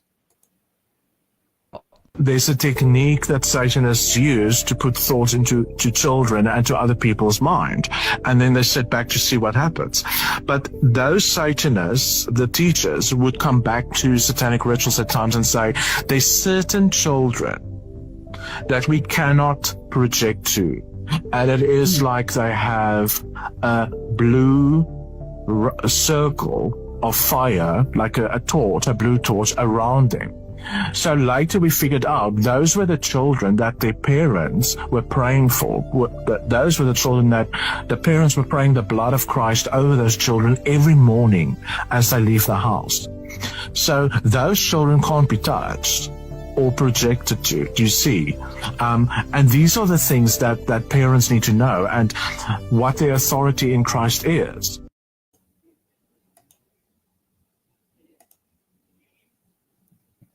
You don't understand the blood of Messiah. You don't understand the power of prayer. Listen, the wicked people are telling you. You don't want to believe the righteous, the people who follow in the book. Okay, the wicked people are telling you the power of prayer, the power of the blood, the power Watching of that, the Most High's protection and provision. watching that video, I just immediately thank God for my mom, because she did it for us. And I remember, when I became pregnant with our oldest, she told me, I planted the seed in you. You better make sure you do it for yours. She's like, I'm not, she's like, I'm grandma, but, and I can pray, but there's nothing like a parent's prayer over your own children. Mm-hmm. And that's when I say every day, without fail, every day without fail. I'm not even gonna lie, I might forget to pray for myself, but if there are individuals I don't forget to pray over and for, it's always my children. Always. And if you guys, just like, I think I remember seeing a little bit of that guy's testimony, the one you just played, where he was like, I think he was a war act Satanist, and then he came, to the truth and repented from that stuff. But he was like deep into that stuff. But that just reminds me of, I don't know if you know Chris Ramirez, his story. He was a warlock, and he was touching fire, and he said he would have conversations with Satan, like he was like a high up warlock priest, and same exact story. He said he would astral project. He would go get paid to cast curses on people. Like people would pay him to cast curses on high people in high places, politicians and just regular people. But he said he couldn't touch believers. They had like a white shield over them. Like he could not touch them. He said that's when he first started to like think like, wait, he said he would talk literally to Satan like he's right next to him. Like, I thought you were the most powerful. Why cannot touch those people. He's like, don't worry about them. Just like, it's just he shut up something. He said eventually, he repented, he got baptized. Like, he has a crazy story, but same story. He said he couldn't touch, when you astral project to try and do curses, he couldn't touch them. Yeah, I've seen a lot of videos about him and his testimony. Yeah, powerful. And oh, go ahead, sir. I was gonna say, back when I was like really crazy, I was like 18, 19. And let me tell you, I was on social media, and that was when like the new age spirituality was coming into play, and like everybody was talking about, oh, get this crystal, get that crystal, it'll protect you, it'll do this, it'll do that, and then the tarot cards, and then all these people were making videos about astral projection and how it's so amazing, and you can have like all these different cool experiences and travel around the world, like just, and me, I literally was praying to the Lord to give me the ability to astral project. I don't know what I was thinking, but I don't know. That was just crazy. And now, like, seeing all the videos about what astral projection really is, oh, I wish somebody would have backhanded me fast. But you see, sis, that's similar to one of my testimonies right before I was coming to the truth. Again, like how I was actually, who was I talking to? I don't know, somebody like a couple days ago. I was like, one of the most prominent or like popular ways I should say is Satan start to get people is through the whole essentially new age stuff, like the manifestation, right? There's always like the Satan side to everything, but like because once you go there, then you go to the crystals, and once you go to crystals, it opens up all that stuff. Because I had feng shui done in my house, so I had to repent of that. I went to talk to a psychic with a friend because she wanted to do it. Like I was like, okay, whatever, because I didn't have that bearing to know what was okay and what was not. I was like, I believe that's good enough, and it's like I wasn't giving up my faith. I always believed, but it's like I was accepting that new age stuff. Crystals. I had little Buddha statues in my house from this Chinese place that's always given to you when you order food. These little wood Buddha things. I had them like all through my house, and one day I just walked, and I just felt like the Holy Spirit said, "Look, off. This is all of Satan. This evil stuff. This is going to get you closer to y'all, further away." And I had tiki masks, but it's like they're so subtle because it doesn't necessarily ring evil. Like when you say, "Oh, this is positive energy, crystals, and all this stuff," and then before you know it, it's like that's just a clever way that Satan lays his trap to get people to start to veer off because it doesn't seem evil at first. So, Yeah, and also like I had a few of my friends that I had went to high school with, and other people too, and videos that I would see, but basically they would try to make the point of, oh, you're trying to go against like your natural ancestry, and like you're letting like religion or like the church make you forget about your history and what makes you powerful and all this and that. So I was like battling it a little bit, and then I almost went to with my friend to get a psychic reading because she got a psychic reading done, and she was telling her, "Oh, you're gonna be famous and you're gonna be rich," and all the cliche stuff. And I almost went, but oh, thank the Lord I didn't go, because yeah. One thing I do want to say is there are so many things that obviously the Most High created in this world. For example, crystals. What's dangerous is when you go and you take those things and you use them for what they were not initially created to be used for. Yeah. Same thing with music. The Most High created music. Look at the job he gave Lucifer. That was his job. He was the head of the music ministry. But look at what he did. So, yes, we need to be careful. It doesn't mean that crystals in itself, crystals as an item itself generally is not something that is bad or satanic. It is when you take those crystals and do things with them that we're not supposed to. Yeah. Right. Or when you start to believe about them the way people tell you like, oh, if you want to feel a certain energy, do this and do that. No. I like crystals Yeah. because they're beautiful. I love the color. I love, the fact that God created them, but that's it. Like we not here doing all that other stuff. Yeah, it's like a perversion going on. Like Mm-hmm. everything is just twisted. Yeah, Satan takes everything that's of Yah natural, he perverts it. Just like the moon, right? We know Shabbat is based on the moon, but we have those witches that do seances during like full moons and stuff, right? So it's like Yep. it's the And same they thing. they like to recharge under the moon and all this crazy stuff. Yep. Yeah.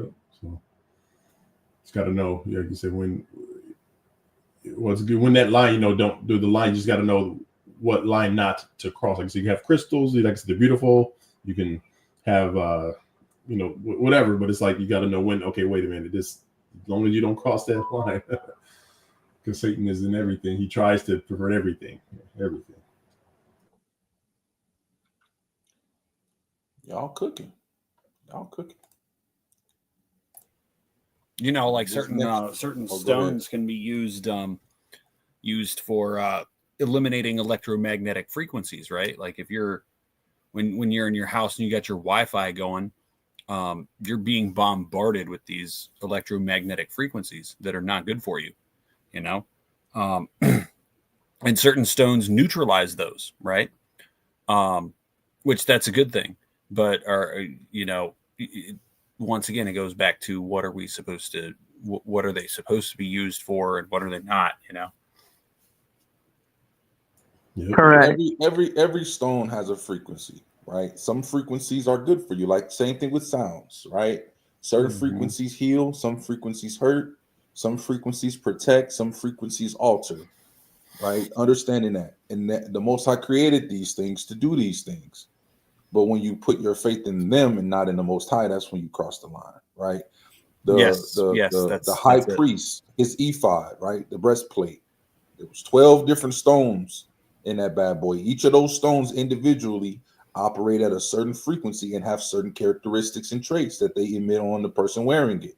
All of them together was needed, combined with the gold, because it was a gold plate in the ephod. All of those frequencies together protected the high priest and allowed him to be able to step into the Holy of Holies, because the frequency that was emitted from the Most High's presence, or his Shekinah, right, in the Aramaic Shekinah, because he wouldn't have been able to withstand it. Like Professor S said, I want to say last week for a minute. He said Moses didn't spend that much time with him, and he was far off, and he shined he was glowing. That's how powerful the Most High's energy was, right? But when you're like, if you can't get sleep, family, take this rock salt to help you with your sleep, or if you can't do this, and do this. How about pray? How about ask the Most High? Now, if he answers it by providing you this particular thing, or leading you, maybe you didn't know nothing about. I'm saying rock salt because I don't know what rock salt does, but I'm saying this. But like, say you don't know nothing about a particular stone, but you were praying for better sleep, more rest, whatever, and then he leads you to find out this stone. You do the research, you find out that this stone provides exactly what you was looking for. That's different. But when you see these advertisements, it's people like, oh, if you want this and this and that, get this pyramid, get these, all of these crystals and stuff like that. Like, you're putting your faith in those things. You're putting your faith in the creation rather than the creator. He created them, yes, but go to him first. Yeah, that's right. That's exactly it. That's exactly it. Mm-hmm. So this next one, and I promise we almost done, family. This next one is gonna open your minds. We only got two left. Just this one and one more, but this is gonna open your minds. Pay attention. Waiting on God. He's waiting on you to align yourself with what he already prepared for you. Just hear me out. In the kingdom of God, vision doesn't come from ambition. It is a revelation of what has already been established in eternity. You're not being delayed. You're being positioned to carry what already exists in the unseen. In the kingdom, access isn't granted by emotion, but by alignment or right positioning. Vision unfolds in phases, and obedience is what expands your capacity to receive more. It's not just an act, it's a kingdom principle. It opens the door to what has already been assigned to your purpose. God gives you more based on what you can manage, and obedience is the evidence that proves that you're ready for more. So if clarity feels distant, remember this: your next level of vision is tied to the last instruction that God gave you.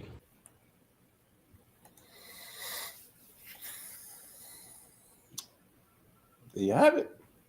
Mm-hmm. There you have it. What's that meme of the guy that be like this with his hands? He be like, there you go. He got he got kicked out of the US, the African you talking about, right? Yeah. Yes, He did. had to go. He did? He had to go back. He's African, but he was raised in Italy his whole life. Something about he stayed past his visa. Yeah, stay past his visa. And so they could deport him or he could leave voluntarily, so he left voluntarily. Wow. Deport But me. anyways. It's free.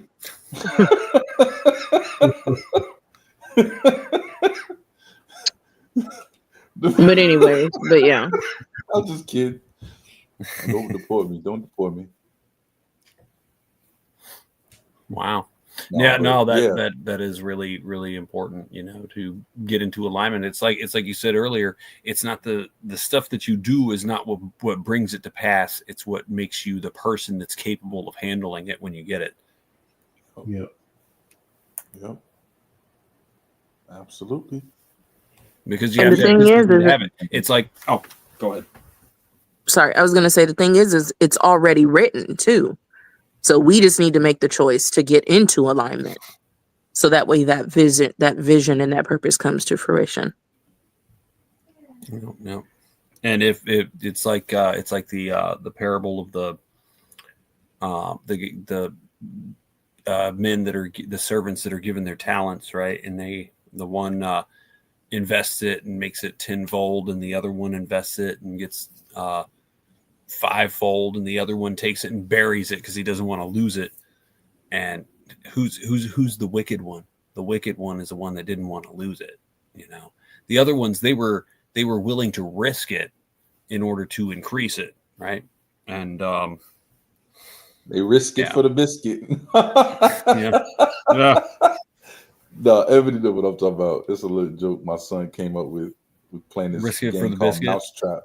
Yeah, it's a game called Mousetrap. I guess it's like a board game. It used to be, but they got it on PlayStation now. And you can spin the wheel, but you can, if you spin the wheel, you can get like good things and bad things. So my son was like, I'm gonna risk it for the biscuit. And now we always call it risking it for the biscuit. But yeah, they were willing to risk it and they received a return, I understand that concept, but I got to say that I might have been the one to bury it too, thinking, well, I don't want to invest his money and lose it. I mean, at least I can get his money back to him. I mean, it's kind of a catch-22 because what if you made a bad investment, I don't know. But I mean, I get the overall theme of the story, but anyway. Well, if you made that's the thing. If you made a bad investment, then what's going to happen? You're going to be motivated to do something different. You know what I'm saying?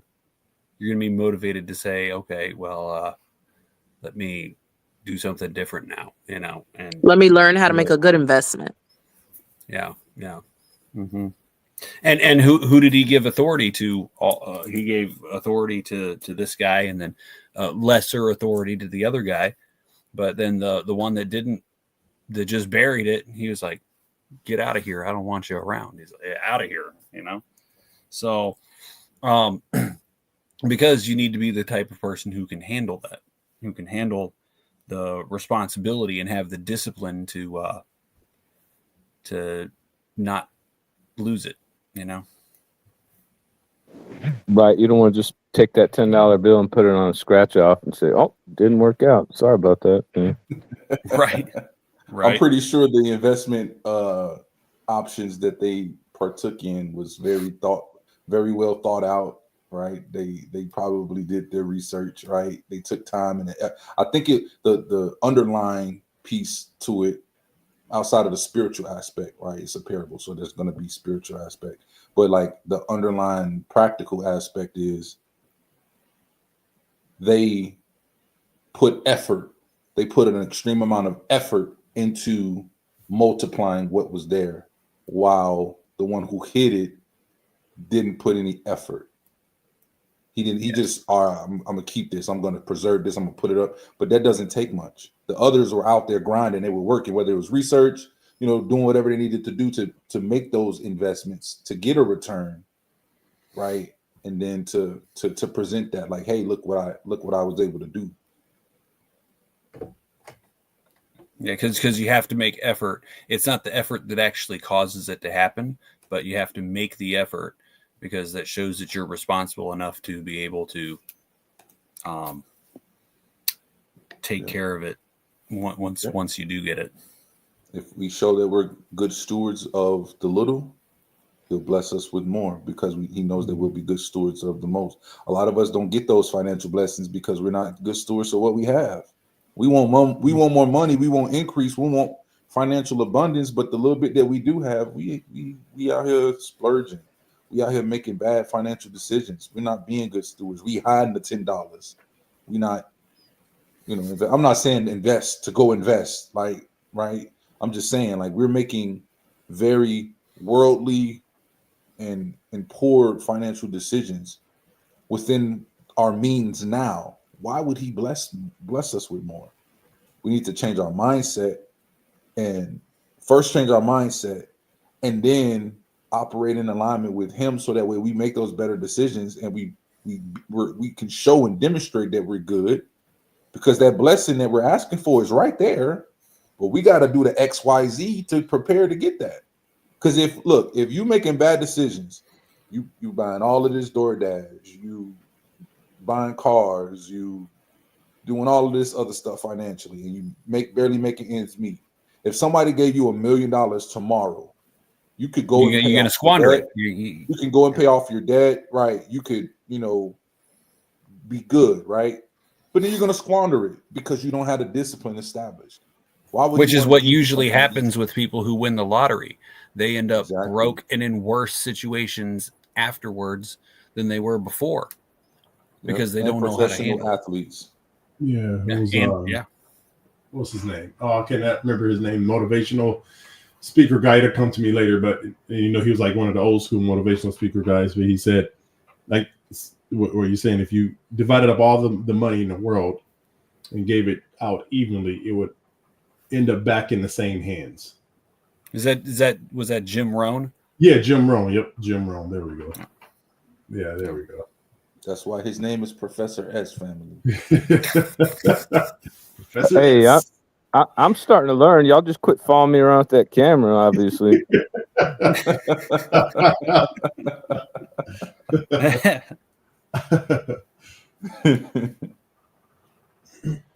And it really would. That's the thing. If you were to divide all of the money in the world up evenly between everyone, in probably 5 to 10 years, it would all be back in the same hands. Yeah. But my portion wouldn't be. So go ahead and do that. And I'm gonna take what I got. I was just, that's how I know you live in my head, because I was just getting ready to say that. Not in this house. My portion wouldn't be neither. I wish they would go ahead and do that, because I guarantee you. With what I know now in life, honey. Oh yeah. This is my whole. Sorry, all my white people on here. Sorry for all my white people. This is why I'm a huge supporter of reparations, and this is my argument, because if you give us reparations, right, and let's be the equivalent of 40 acres and a mule in 2025. Listen, I don't need 40 acres and I don't need a mule, but you could probably, that mule is probably worth about $200K, and then that 40 acres, that's probably about 6.7 million. No, forget what he's saying. Give me the 40 acres and give me the mule. I can tell you, we gon' Look, Nah, listen, flip it better listen. than you It, give us cold hard cash. it depends on the area. Okay, 40 acres in some areas you could probably get that for $600K. 40 acres in California, you talking different money. But I'm saying like the equivalent, the numerical equivalent of the reparations, right? Give it to us because most of that is going to go back to y'all anyway. It's going to stimulate the economy. Now there are going to be people like myself and a few other people who are going to be utilizing that money to elevate and to make right financial decisions. But majority of the people they're going to squander it, and you're going to get it right back. So give it to us. That's my argument for reparations. Bam! Look, vote for me. 2020. When this dude get out of office? 2020. I don't even deal with politics, but hey, put me in. Look, I'm gonna do reparations, bro. They're gonna say, man, the president, his finances are awesome. Yep. Hey, all you gotta do is put that circle around your eye and stand up and do the little signals, and they'll get you right in. No, we ain't doing all that. Oh, not until he wears a dress, though. He's got to wear a dress. Uh-oh. Nope. Just my fringes. That's all you getting out of me. There you go. And my suit gonna be tailored. Gonna be nice and tailored. I'm gonna have my fringes on there. You know what I'm saying? I'm gonna have my Secret Service little earbud in. You feel me? I'm gonna have Professor S giving me all the answers for all my speeches. Like, what do I say now, Professor S? Yeah, like how they be having those little microchips that you put in your ear, and he's speaking, and you just repeating what he's saying. Yeah, I'm gonna have Sister Kaylee as my White House press secretary. She's gonna be answering all the questions on the podium. She's like, no, y'all better sit down. Look, I got this I planned out. I didn't call you. Sit down. I didn't call you. Hey, she'll circle back. She'll circle back. All right, family. I hope you guys got a lot out today. I'm gonna close it out with this last video, and I always like to leave us with a bang. And for people who saw us last month, this brother, he coming back. I had to bring him back. Character strong enough to handle when the will of God for you in any season is different than your prayer. Bless this, Lord. No, I want you to struggle in this season. I'm going to teach you how to be a good steward through lack for a season. I want a husband, Lord, but if I gave him to you right now, you'll make him an idol and I'll lose you.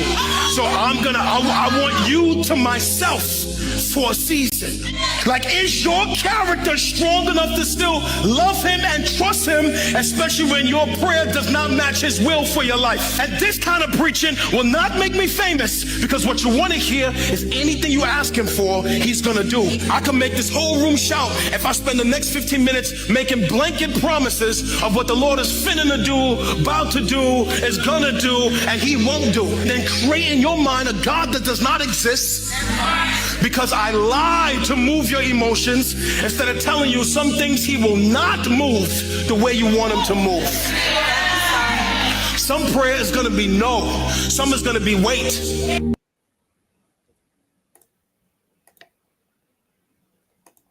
Man, I don't know. A lot of what he said sound familiar to me for the last 3 hours and 27 minutes. I always appreciate his stuff. Oh yeah, truth. Exactly. We just talked about all that. That was like the sum of what we just talked about tonight. I'm gonna be real. When I saw the video originally, I loved it. I was like, it gotta go on Righteous Reactions. And then I typically watch like all of the videos again as I'm selecting them for the lineup. That one I didn't rewatch again. So that order, it just I was gonna put them last regardless, but that order I did not know it was gonna be like that. So I was listening to it again with y'all, kind of like not the first time, but I like forgot the point that he was making in the video. So that was just the way the order was and what he said and how it aligned with what we already just talked about, because that wasn't already the been talking about. I was just trying to leave it on a powerful message because I know the brother come with fire. You hear me? But that was a perfect last video to sum up. He was saying that. I was like, we just said that. It's the Ruach, man. I'm trying to tell you. Somebody need to hear this. Somebody, because it came out. I can't wait till you finish your study. So we can discuss the question. Because what he said reminded me very similarly along the lines of what my question is on. You know, when he said, you know, are you willing to love and serve him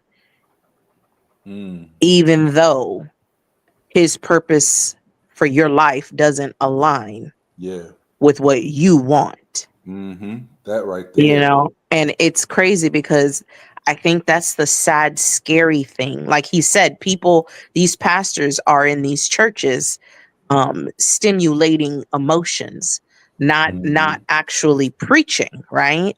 And so they're lying to people and creating an image of who the Most High is when that's not who he really is. So when these people go to pray and to, as the world calls, you know, as we say it, you know, speak into existence or to manifest things. And like we just finished saying, one of the other videos, the lady was saying how we're quick to sprinkle God and the Most High on everything, saying he blessed me with this, and because it aligns with what we want, but it's not truly what he gave us, or you know what I mean, blessed us with. And it's crazy and it's nuts. Like how do you sit there and go, well, this is the life I want to live, but this is what God showed me I'm supposed to be doing? They are completely total opposites. You want to be flashy, you know, beautiful and pretty and all over social media, but he wants you to be, you know, humble in regular everyday clothes, you know, preaching the word, or, you know, helping troubled families, or, you know, whatever. You know, here's the thing: when you do what he says, you get all the other stuff. That's the crazy thing. If you humble you get your yourself, cake and you get to eat it too. You know, correct. If you humble yourself and you do what he's asking of you, but we think we know better. You know, we think we know better, and whenever you're in that state of thinking, oh well, I know what's best for me. You know. Well, you want to know what the scary thing is too, that I've come to realize too? I think a lot of times we see certain things, and it could be we came across whatever it is that we want, right? Because we saw it on social media, or because we saw it out in public while we were out, or we heard a family member, they got a big fancy house, so now we want a big fancy house. For whatever reason, a lot of times we want what we want, and we don't realize what has to, the sacrifice. And when I say the sacrifice, I don't mean sacrifice in a good way, like in a godly way. We don't realize the physical, the emotional, and the spiritual sacrifice that comes with those things that we want. And that's why, like that lady said in the video, we end up struggling. We thought we wanted that. We thought we wanted, you know, these big, amazing things that the world projects as big and amazing. Come to find out, if we humble ourselves and do what God has called us to do, not only do we learn who we really are and what we really want, he blesses us with those things. And it's not based off of what someone else got, or what or what the world says you should have, or the way the world says you should be living. Yeah, it's not about the money or the cars or correct. It's about the person you become. Yeah. And once again, it's not to sit on here and say too. Correct. And it's not to say that it's not to say that a big, you know, fancy house or a luxury car is not in God's plan for anyone. It's to say that it is in the plans for some, but it's not in the plans for all. And we individually need to realize, you know, what he has specifically for us. Sometimes when I pray, like when whatever I'm praying for, whether it's, you know, any situation, I always try to end it with, not by my desire, but your will, Father. Like, because I know I, you know, don't know anything, and I might think I want something. This may not be your desire, but if it aligns with your will for me, not by my desire, but your will, Father, please, praying for XYZ or whatever it is. I always try to end it that way, just to put it back, you know, it's your will, not me, but you know, Yeah. I'm still praying for this, but you know, it's not your will. It's not your will. Look, I'm still praying for this now, but you know, if it ain't for your will, Father, don't give it to me. But if it is, I'll take it. I'll pay. I'm just messing with you, brother. But what you guys were saying is, believe it or not, it's right in our weekly scripture, and this is how I know the Spirit is moving. Right, Proverbs 20, just 2 verses down from me and Sister Ava's verse 24. It says, "Man's goings are of the Most High. How can a man then understand his own way?" With a question. And I have that down. I just didn't say it, but I have it on my list. Yeah, I have it down. I had it down too. I didn't say it either. I was like, I'm gonna use 22, and then Sister Ava got me. But seriously, if we don't know our own way, right? If we can't control our own way, we don't know what's in front of us. We need to be guided by Him, right? What it say? And always acknowledge Him, and He will direct our what? Our paths. What path are we on? The path of righteousness. Right there. But Yeah, that video kind of hits hard because I don't know, like just watching it. If I'm being 100%, I'm scared of that struggle. Like I remember, you know, times where I would just like ask them, just give me a break. Like I can't take it. Like I know some people say like, oh, you know, struggle season's good because on the other side, you know, comes like a closer relationship with Him or more faith. And me, I'm just like I don't want to go through that. And I like, and it sounds crazy saying it, but I don't know. Like there have been times and seasons in my life where it would prevent me from pressing in because I'm scared of the attack or I'm scared of the struggle. Still going through that. You're not alone, sis. I just described earlier where, you know, me making the jump full time to my own stuff versus having a comfortable job. You know, it's like that's most people deal with that, you know, in their life. That's, you know, it's just that fear of an unknown, or you taking a step and not seeing a step in front of you. I think Martin Luther King said something like that. Faith is like taking a step without seeing the step in front, or something like that. But yeah, I think we all got to work on that, right? Continually, constantly. Brother David said, "Faith, not fear. True. It's all worth it in the end."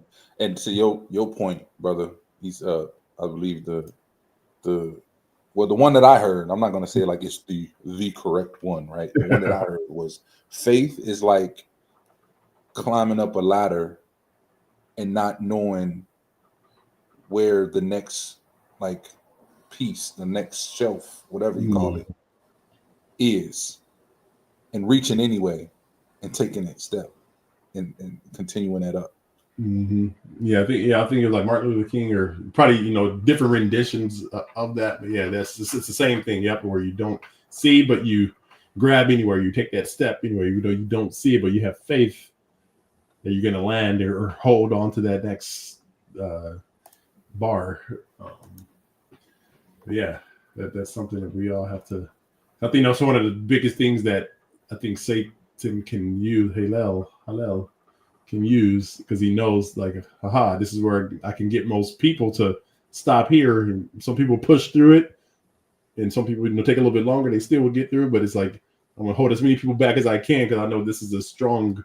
Because, you know, because if you look at the world we live in today, it's set up there where we have to rely on other, you know, like jobs and other people to give us money, to exchange time for money and pay bills and mortgage and rent and all this stuff. Versus we have our own land, you know, 40 acres and a mule. We grow our own food, and we wouldn't have to worry about that because y'all's providing everything in our own like land. But now that we are in the system, the government, you know, the modern, it's like they want us to be controlled in this bubble.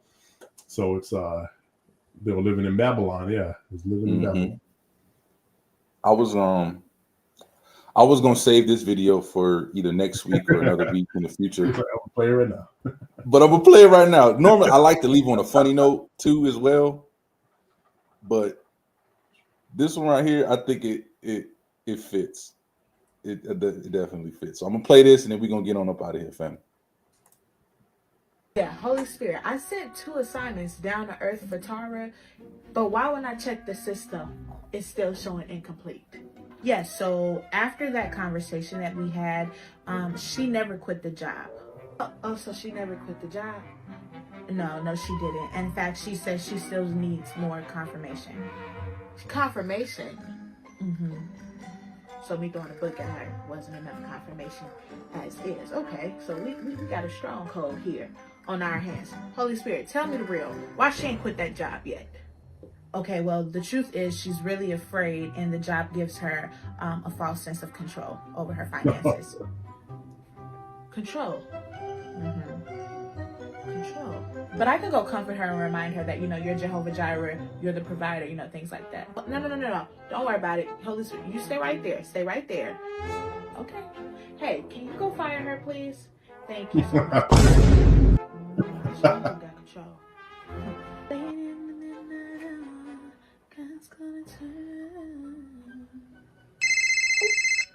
Thank you for calling the Illinois hotline. How can I help you? Yes, this is actually Mr. Jackson. Oh, hi, Mr. Jackson. Calls are going great. Actually, today is pretty smooth, pretty slow, not too much. Actually here to deliver some bad news. We gotta let you go today. You're what? Yes, so sorry. I know this was unexpected. Why?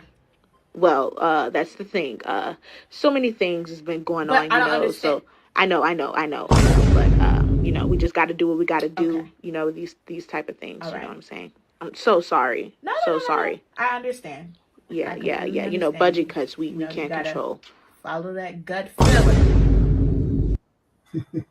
You were an awesome employee. Thank you for the opportunity. Yeah, of course. No worries. Bye. Bye.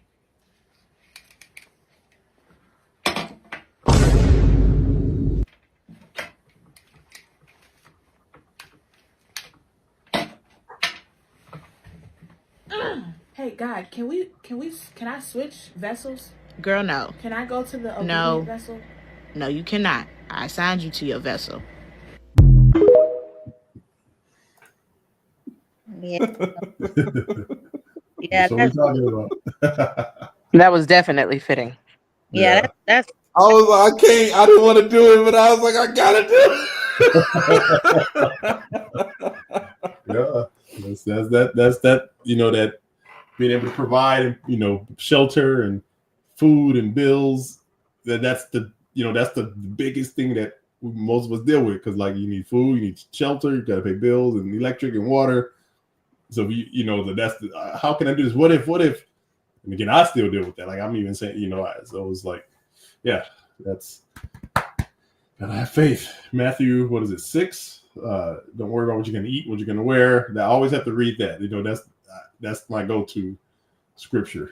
Don't worry about what you're gonna eat or wear. Feed the birds, and aren't you not higher than them? So Matthew 6. I forget all those, but I think it's Matthew 6. I think that is 6 or 8. Yeah, it is 6. 6, okay. Yeah, so yeah. Just read Matthew 6. if you're dealing with that, read Matthew 6.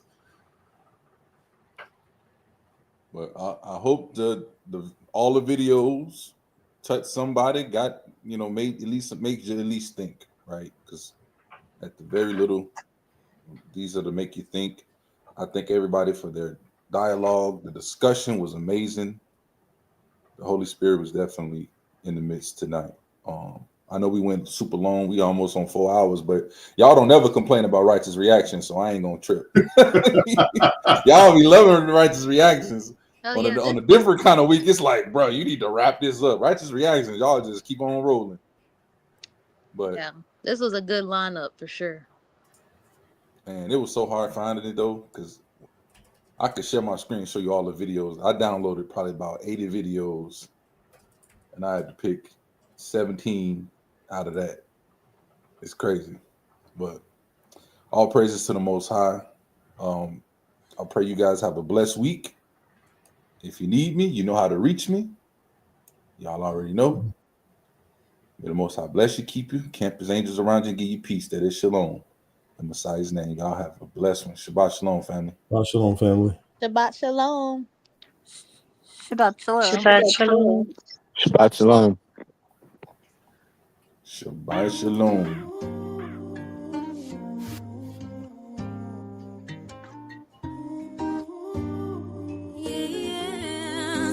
This goes to the men who deserve it. Those who have past trauma but still work hard. You are worthy. Who struggle with some trust but hearts of gold towards the public.